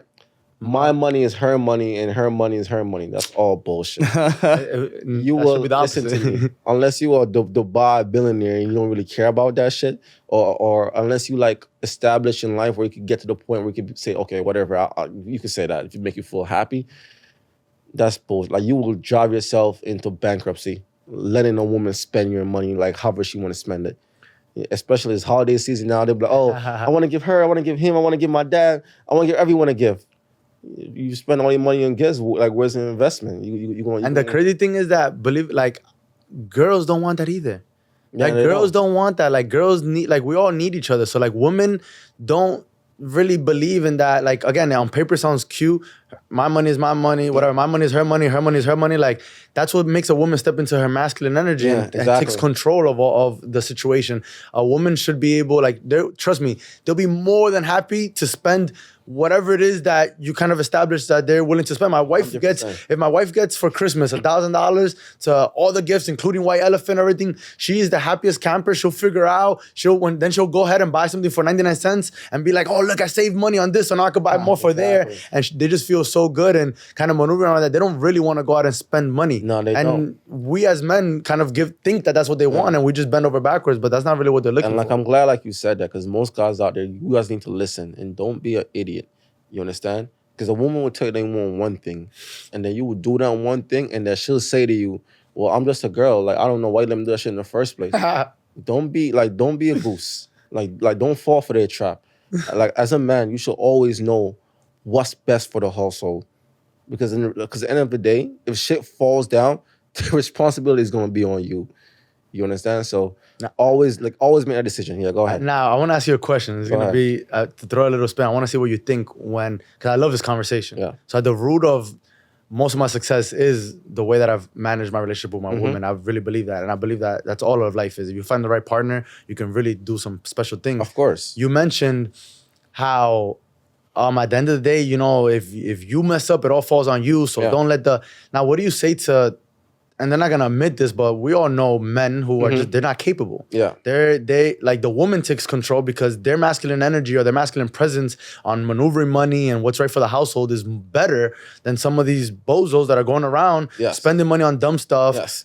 throwing money, you know, like I'm not trying to get too Yes. detailed, but I've seen with my own eyes dudes that are breadwinners that do well for themselves financially, but are not able to properly manage the money for the family, for the legacy. So now you got women intervening, and now it's a shitty situation altogether, but it's because a man has no control even over himself. He's acting like a female when it comes to the money, just spending it and just not utilizing it the right way. So what do you say to that? Like, what's your... So like I have two things to say about that. One, natural selection. You can't help everybody. Those guys are completely dumbasses.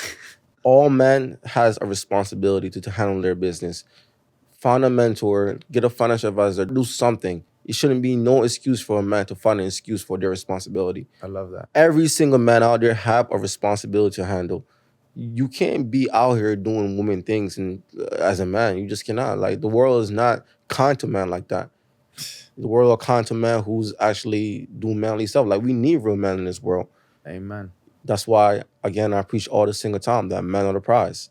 Because we are the prize because as soon as we break down, the whole household break down. So like you said, if a man out there don't have any discipline with his money and go spending and buying alcohol and drugs and then can't pay the mortgage and then lose a house, it's his fault. Like men don't have the luxury to do that. The woman has the luxury to do that. They could do all this because they could do all these things and then still be forgiven. Because that's what, women is for. Like they do dumb shit. We fucking know. Again, that's the reason why men are surprised. Because we handle all this responsibility. We take control. We take responsibility. And like which woman ever wants to hold accountability? Barely. And then she do, I mean, it's not many. So Marcus, what are your thoughts on the situation? There's a lot that flows on my mind, but I'm actually curious to know. So, what was your experience like going into this duality that you have with my partner? So I found out very, very quickly that there's power in freedom. And I was living as a man, I was limited to my experience because I was living through the eyes of a woman. So I wanted to make her happy. So therefore, I was shutting down to what makes me happy. And I didn't have no freedom to be me. And instead, I was looking for ways that I can do things and have experiences that made her happy. And that's when I say, that's the most feminine thing a man can do, where you're living through somebody else. And so when I met my wife, I realized very quickly that I took glasses off basically, and I realized that I had so much freedom to be who I wanted to be, and that attracted the right women to me. So by just me stepping into doing the things that I wanted, how I wanted, spending the money the way I wanted to spend it, living in the circumstances that I wanted to live in, doing the things that I wanted to do, then naturally I had multiple women that fit kind of the mold, so to speak. And then when I locked in with my wife, because she was the one, I realized that what made me lock in with my wife, because again, I was experiencing different women at the time. I realized that people can play a facade in the beginning and can act like you have your freedom, but very quickly in one or two conversations, a couple of dates, you're able to realize how this experience is just gonna serve them. And so with my wife, I realized that she was in love with who I was, not who I made her or who I wanted her to be or none of that. So it was just very focused on me having the freedom to do what I wanted to do. And she would, like, to this day, for example, like, it's all about me having not the flexibility, the freedom. Like, I do what I want when I want. And that's 99% of the time in line with how she wants to live and what she wants to experience. So for example, if I say, hey, babe, I'm going 2 weeks to Tony Robbins, she's already thinking of how she can use those 2 weeks to photo shoot the girls and what dish she's gonna make when I come back home and how she can pack my bag so that I could have the most aligned 2 weeks pot. Like, she takes action on things that make her happy, like being able to provide that space for the family and, you know, making sure that there's just a lot of things that again, and I'm not a woman, so I don't know, but she's completely in love with who I want to be and and that's every day I wake up being a better version of me, and she's in love with that. I've never felt like I've needed to mold into who she wants ever at all. And so I also don't put that pressure on her. So when she wants to make money, I don't put that pressure of like, oh, you can't make money because of the house. No, I find ways to make that work. Okay, let's make money at home. And like, we're just maneuvering ways to kind of fulfill each other's experiences without being responsible for one another, though. So I think if you realize that you're not responsible for somebody else's happiness, you can live life on your terms, and that's gonna attract the right people around you. So, That's great, the man. right woman. Yeah, like that's a great way to put it. Like I think like most guys, like what you said, it might go for a lot of guys said. So let me summarize it up for you guys. You have two women, one who he was trying his best to please, and the next one who just happy to be in a space. You always want to go with the one who's happy to be in your space. Meaning you don't gotta try too hard. Of course, as a man, you have to do all the right things at first. Like, you know, take her out, pay for the meals, pay for stuff to show her your value. Now, if she don't stoop down and match that value, then let that bitch go. Go find the next one. I think that's what, you know. Yeah, was that's trying to. and I'm grateful that I was able to. So from that came insane experiences. So now to kind of like piggyback on that, there's a selection process. But then once you're in that relationship, so when I say that, it's the most powerful thing I think in the world is being able to put together that duality that we spoke about, the energies and the physical into one. But then if two people do that, specifically a masculine energy and It's a powerful duo. it's an insane duo. So it's crazy. Like, that's, so just to give you some perspective, my son's name is Jacob Cartagena. He's 4 years old. He was born on my birthday by design. I was born on November 1st, 1994. He was born November 1st, 2020. By design, I wrote it down. I gave my wife a letter. At the time, she was my fiance. I gave her a letter with my son's name already on it, a little poem showing her, explaining to her that was her last period. I told her, this is your last period. Like, you know, stop being delirious. Stop, whatever, it's your last period. Like, and I went to the extent, and this is when action and eating the frog comes into play. So I had this idea, this vision, that I was gonna have a son born on my birthday since I was 14, 15 years old. I don't know where that idea came from, but it was something that I thought. And when I got with Justine, I always knew his name was gonna be Jacob. When I got with my wife, Justine, it just happens to be one of these coincidences. She's a third generation J name. Like, so all her families, they're named Justine, Jacob, Johnny, Juan, like, it's all J's. And so she was like, oh, my son, you know, my children are all gonna be named Jay. Like, is that cool with you? And I'm like, that's crazy because I've only planned for one right now, and that's my son, Jacob. And, you know, the fact that like that, and it was just like, that started there. And so I'm like, yeah, he's gonna be born on my birthday. The point is that we got into like this state of like creation, so to speak. So we did some yogi pearls. We cleared her out on the day. I researched the day that I had to conceive the baby so that it could be born on the date of our birthday. And we went ahead and took exams, what's that called? The ovulation strips, so that we can see when she was ovulating, when she was fertile. I stopped drinking alcohol for a couple of months. The point is that it was so crazy that I started writing one in different places. And November 1st, at 11:20 p.m. on the 25th hour of the only day in the entire year that had 25 hours, Jacob was born. Wow. So any other day of the year, he would have been born on November 2nd. Are you following? But it was daylight savings that day. So we had 25 hours and he was born on the 25th hour. Wow. But I say that to say it's not about manifestation really. It was more about the power of creation and how when a man and a woman, a feminine energy and a masculine energy really lock in and really want something to happen, it fucking happens every single time. That is very deep, man. And I actually want to speak now for the other side, because I actually talk with a lot of girls as well, and they're looking for guys that can step into his masculine.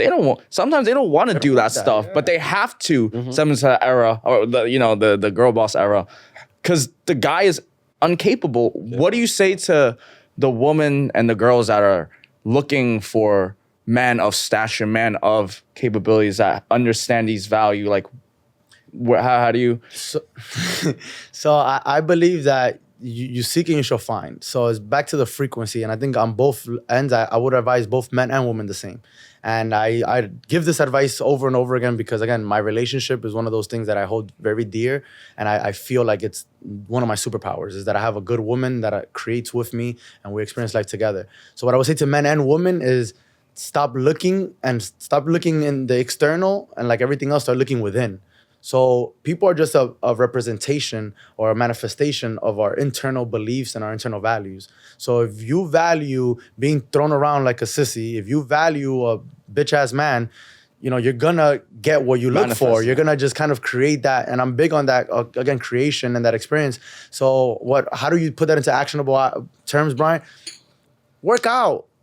Go become valuable to the world. Go become a better version of yourself, whatever that is for yourself. Be the maximum you can be. Be like a tree, grow, right? So if you're a woman, be where your guy is going to be at. Yeah, like you just go out and live. So many women want this guy so they can experience the life that they want. It's like, no, go ahead and be that person. Be that nurturing, loving soul. Be that space for somebody to want to step into. Be that nurturing aspect of yourself and stop. If you're going to go ahead and go make money and go kill it and go be this ooh rah rah rah, then obviously you're gonna be around dudes that if you're attracted to somebody, if somebody's attracted to that, then you can't complain when the dude is stepping down to you and you're bossing him around in different ways. So you're gonna get what you look for. So I'm not saying to not be strong. There's strength sometimes in stepping deeper into yourself as opposed to trying to go out and conquer the world. So for women specifically, they need to be more loving. I feel like women are just too on edge out there, and then men need to be more on edge and more actionable. Men need to step it up too. Yeah, men. No, that's what I mean. Men need to step it up, and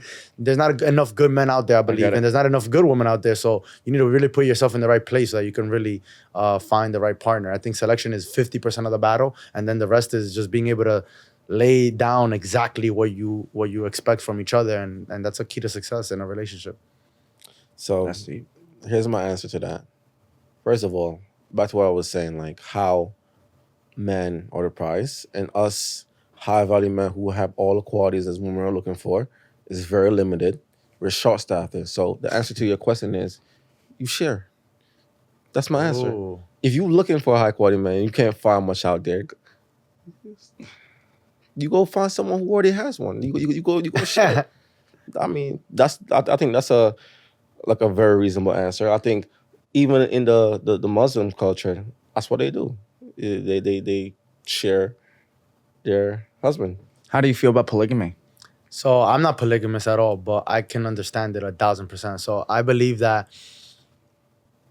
it all comes down to the root of the man. So if you're a good enough man, if you have the qualities and the value, and like you're saying, you're a woman who just can't seem to figure it out, I can see how, and I've always had this conversation with some of my Muslim friends, like I do admire the way that a Muslim takes care of his woman. Yeah. And so in that sense, what I'm getting at is like there's people in monogamous relationship just to be monogamous. Mm-hmm. And so it's like, yes, you're with just one person and he's not with multiple women officially, but he's still treating you like shit. You're still not with he's still with multiple women, just that you don't know. Yeah. And it's like, and now you don't even have a sisterhood with these women. So they're feeding your man, they're taking your man's energy, they're taking your man's money. So like I 100%. And like, you know what's so crazy? I'm gonna tell you what's so crazy. Most women will leave their boyfriend because he probably like cheat on her or like end up doing something that she finds uncalled for. And that same woman would go talk to a married man. Can you imagine that? Yep. A woman leave her boyfriend for cheating on her, and that same woman go talk to a married man. You might as well just stay with your, your boyfriend, because like you now you just now like you like you're not even the main girl no more. You just some side piece. That is crazy. So yeah, no, I definitely now what I come into all of it, like the reason I wouldn't be polygamous is because I'm big on the world that I create. So I'm living in a world where I'm not really dealing with low level women that the woman that I'm dealing with, that I'm working with. Again, I'm blessed to have relationships with really, really amazing women, so to speak, that I get to meet. That I want that duality for them. I want them to have a partner that is capable and valuable to give all that energy and all those principles to her and her family all at once. We spoke about energy and harnessing that. So like, yes, I can have multiple women, but there's only so much that I can do with multiple women. I'm limited to the energy that I can harness for each one of them, I feel like. So if you can find that one person that you can give your all to over 100%, and that other person can give you over 100%, that's where you can really stack up and exponentially grow in ways that I just can't seem fathomable in other aspects of doing it differently or experiencing life on a different vibration. So that's why I choose to be just focusing on my partner, and why, again, I've run into so many women that, so like I see a woman that's good value, that has the right principles.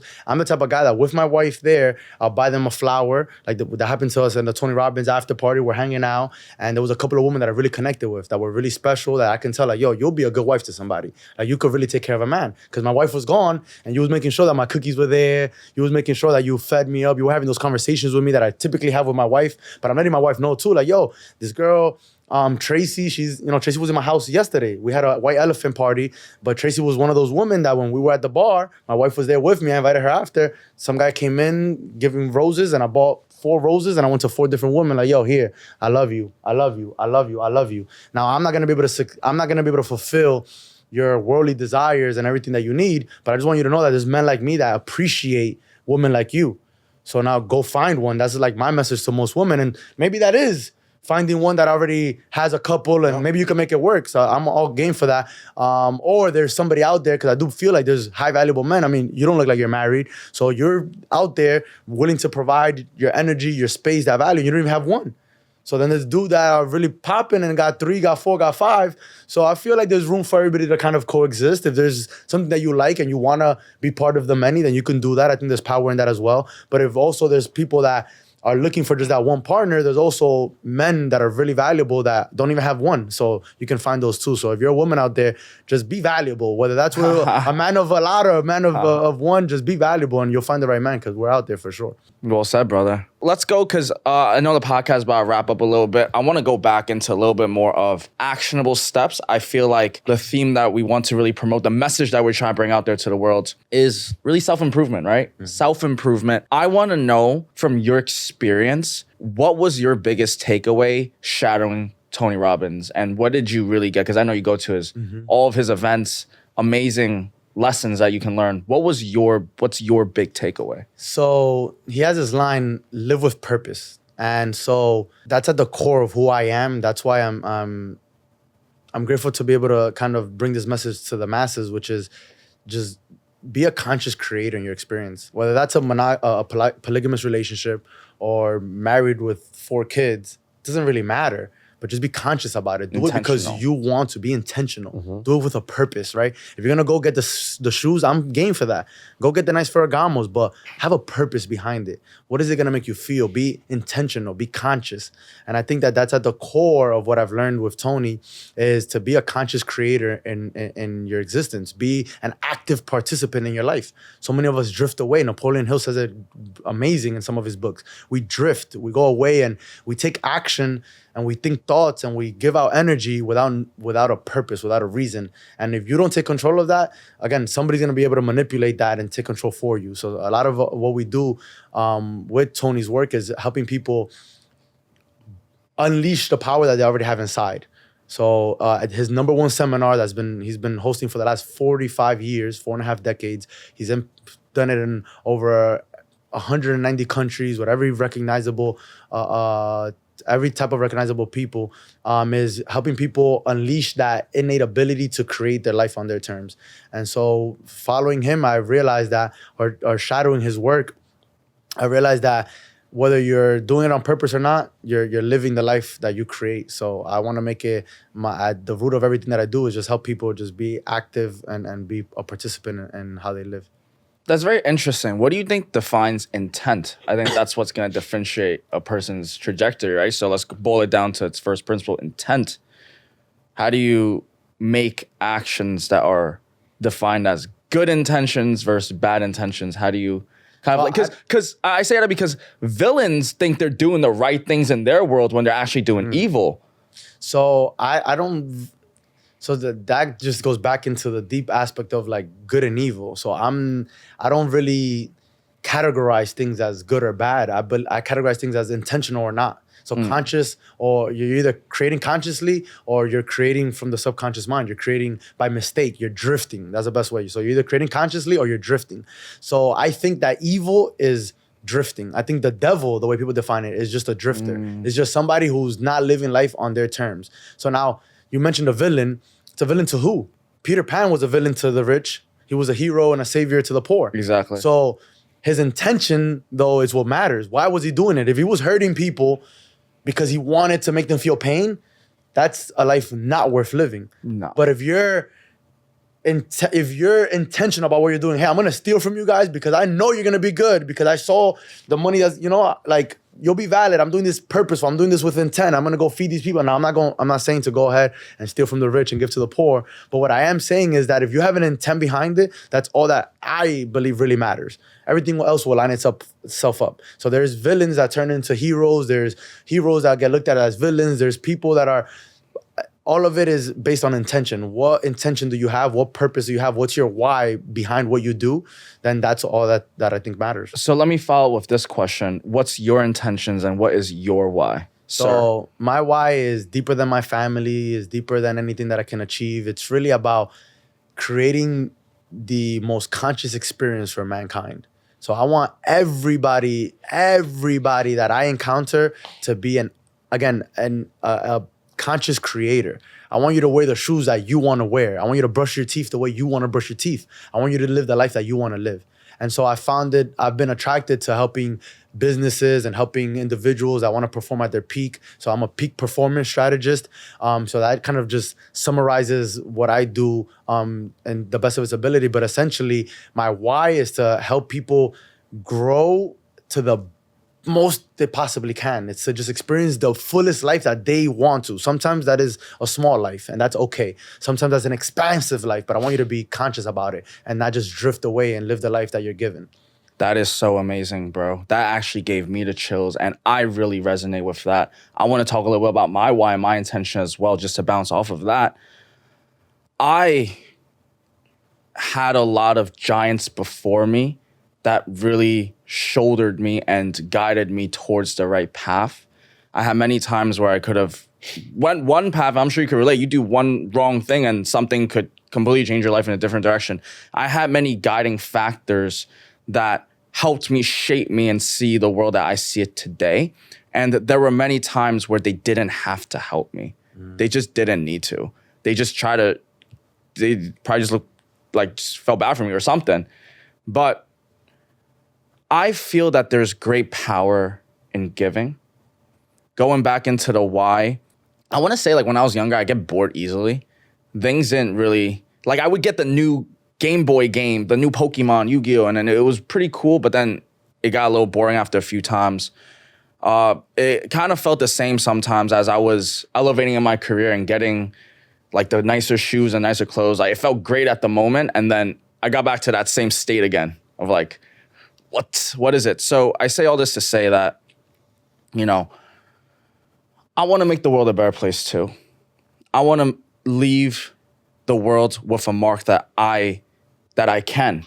I remember watching a Kobe Bryant interview with Patrick McDavid, and he mentioned how greatness is defined as what with him is it's like a domino effect. It's how do you spread that message of becoming that best version of yourself with others? You know, how do you elevate yourself to the highest level and then bring it out of others? That's greatness, being able to share that mentality, that belief. And so my message to the world, my why, my intention is I want to move the human species in the way that I can, in the way that I believe is a positive influence. I want to leave my legacy, my mark as a man that changed the way people thought about things. I'm not saying that everything I say is right. I'm saying I feel growing up, our beliefs, our thought process, our thinking systems, mechanisms, whatever you want to call it, was manipulated in a way where we're closed in a certain fixed mindset, a limited belief. And I think that everybody, every human that bleeds, that feels emotion, has the freedom to experience what this life has to experience, because that's what life's about, right? Life is about experiences. I think there's certain people that might have more power that undermine and, you know, limit people's freedom. So that's what I stand for. I stand for freedom. I stand for self-excellence and brotherhood, and having amazing convos like these. Mikey, what are your Action thoughts? steps. Back to what we started off with. What's your why, bro? Oh, my why. Oh, you already. Oh, audience don't know my why. My why is, you know, the community I was raised in. Recently, like I went back. Every time I go back, it's never anything different. Jamaica. In Jamaica, Kingston, Jamaica, in Jonestown area. Like you see like a patchy road somewhere in New York. You know, by next street down by me fixed. In Jamaica, the area that I'm from, nothing changed. Same zinc houses, same. Everything same. Everything is just the same. Just there's no, what's the word for Innovation. There's no innovation. There's nothing for the youths. You know, like there's no good playground. There's no nothing. So my why is one, obviously I gotta take care of myself and my immediately family first. So after they're very much taken care of, then I'm for my community. I want to build something for the kids that's down there. I mentioned this a few times before. Like, I never have anyone, like, I never experienced the resort life ever when I was little growing up. Not one person came down and be like, hey, I'm going to show you how amazing this pool is and just these Room service. These room service activities. I hear that. No one ever, like, showed me that. So I went back in 2021. I got 30 rooms for me and all my family to enjoy it. And that moment is the best moment of my life. Because I had the kids running around, everyone was happy, no one had to worry about anything, because I work hard to pay for that. And I want to make that constantly. So, like, you know, that's my why. Like, I want to take care of my family, and then I want to build something for the youth so they could, you know, they could have opportunity to make something for themselves. Because not everyone out there is going to have an opportunity to reach somewhere, to be someone. It's just how the life works. For the community, man, for the culture. For the culture. I love that. I'm from Dominican Republic, another small island similar to Jamaica, and that is definitely at the root of some of the actionable things that I want to do.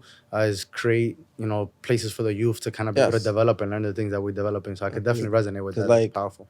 The one thing that you will see about the youths in Jamaica and the youths up here is the youths in Jamaica, they're full of character. They're full of ambition. They have something about themselves.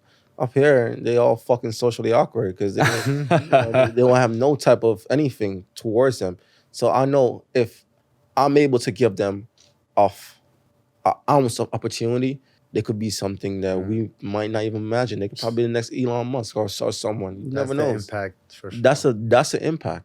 I think everyone deserves a chance, but life is tough. You know? I want to make a quick message as well, just a tangent off of what we're saying. I want to make a message to the world is that this world is made for those that are bold enough to take what it is that they desire. The world is made for those that are bold enough and have the courage to go after what they want. You have to be intentional of what you want. Most people don't know their why. They don't know their intentions because they don't even know what they want. And if they do have something that they want, it was probably implanted from someone else, or maybe it might be a television, might be a song. And it's not even really your true why. And that's why you can't find that true energy to go after it. And I say all this to say that you really need to dig deep in yourself. And that's hard to do, especially in a world full of distractions. But if you ever get a chance, try to sit in the room alone, let your thoughts sink in, see what is going on in your head. Because you mentioned something very interesting before, which is frequency and energy, right? One of the biggest lessons that I learned when it comes to turning things into fruition, I like to look at my brain as like electricity, right? We're all kind of like electricity. And you have to tap into a certain frequency, like a radio, in order to get certain ideas. So if you're able to hit this state where you're in a really high frequency, you're gonna get amazing ideas. But the world is full of distractions to bring you down on your frequency, to bring you down so that you can never get those ideas, never get you onto that realm, that journey of self, the journey of self. And I say this because that's the game, guys. That's what life is about. A journey of self-discovery, a journey of going through challenges and finding yourself. And I say this because you're never going to be able to embark in that journey if you continue living in fear. You're never going to be able to find your true self and live up to your fullest potential if you don't have the courage to go after what it is you desire. Ladies and gentlemen, I'll say this. I said this before and I'll say it again. This world is made for those that are bold enough to take and get what's theirs. This world is simply made for that. And you have to have that desire from within. I hope our podcast, I hope our messages can just spark that ounce of why in you, that spark of intention. You know, there's not enough people that live with this why. And I can't help but feel, and I might get canceled for this, but a lot of people are NPCs, bro. I am tired of NPCs, meaning, you know, if you just know your name, the college you went to, your job occupation, and then a few trips once or twice a year, and then that's the life. That's what you get in a Pokemon game. You're a hologram, you click bro. the button and you'll have a few answers, and that's it. Where is your challenge? Where is your story? Where is that? You know, and people need that.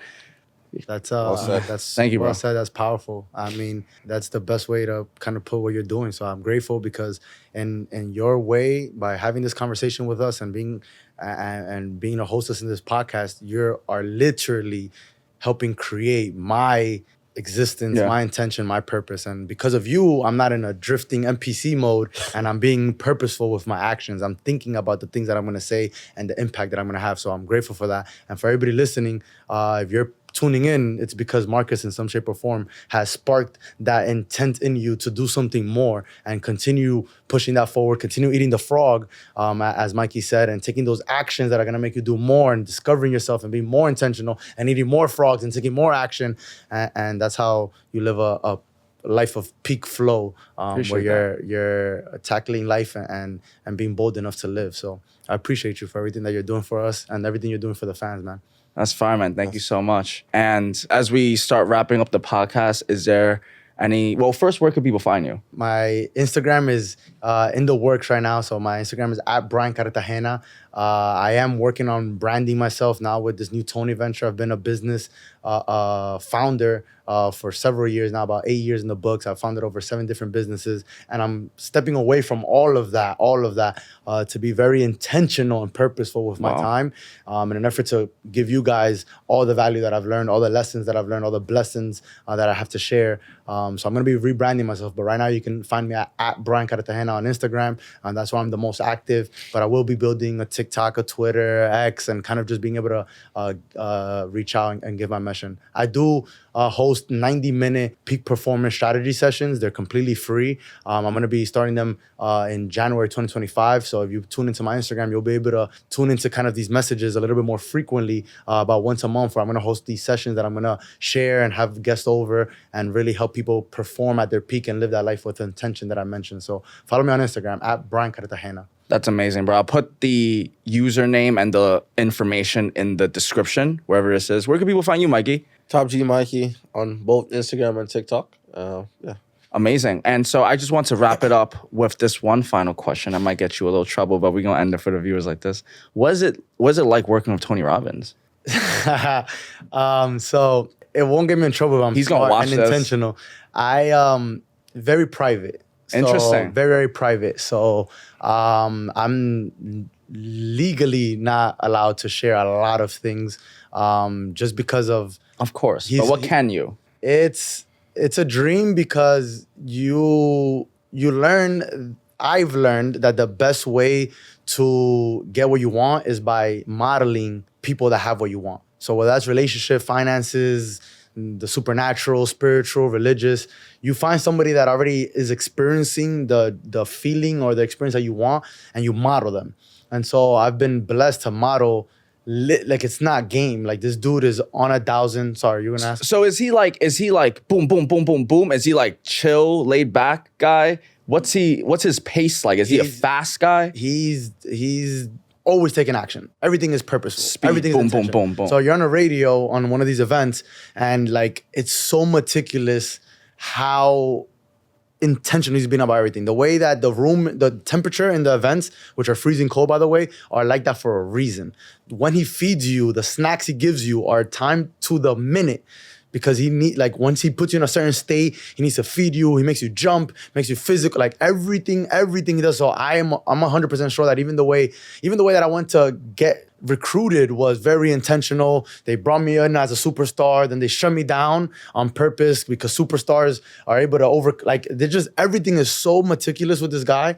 And that's, I think, the best that I can do is just. How does food elevate your emotion? How does that timing work? So he works specifically. So like if he's delivering a message, like a impactful to go into the core, Give him some nuts. If he's gonna give you some nuggets, you're probably not gonna be eating. You're probably gonna be almost starving. It's gonna be the farthest part from your last lunch break. Why? Because the more open you are, literally by your body's not working physically and what's that called? Digesting food. The more open you are to ideas, the more you could be in your head. So he delivers certain impactful messages when you're hungry, when you're tired, when you're cold, when you're just like your body is trying to shut down. That's when you're more likely to receive.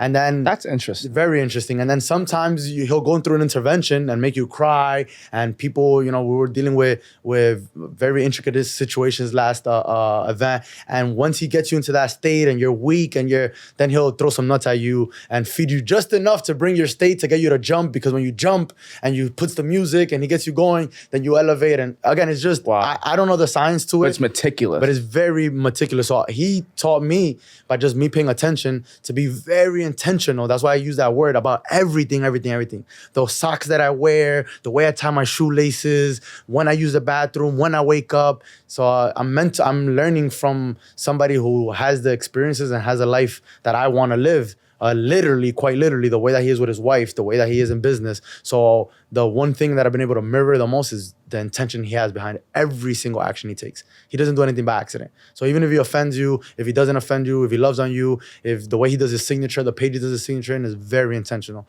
He's present every single moment of his existence.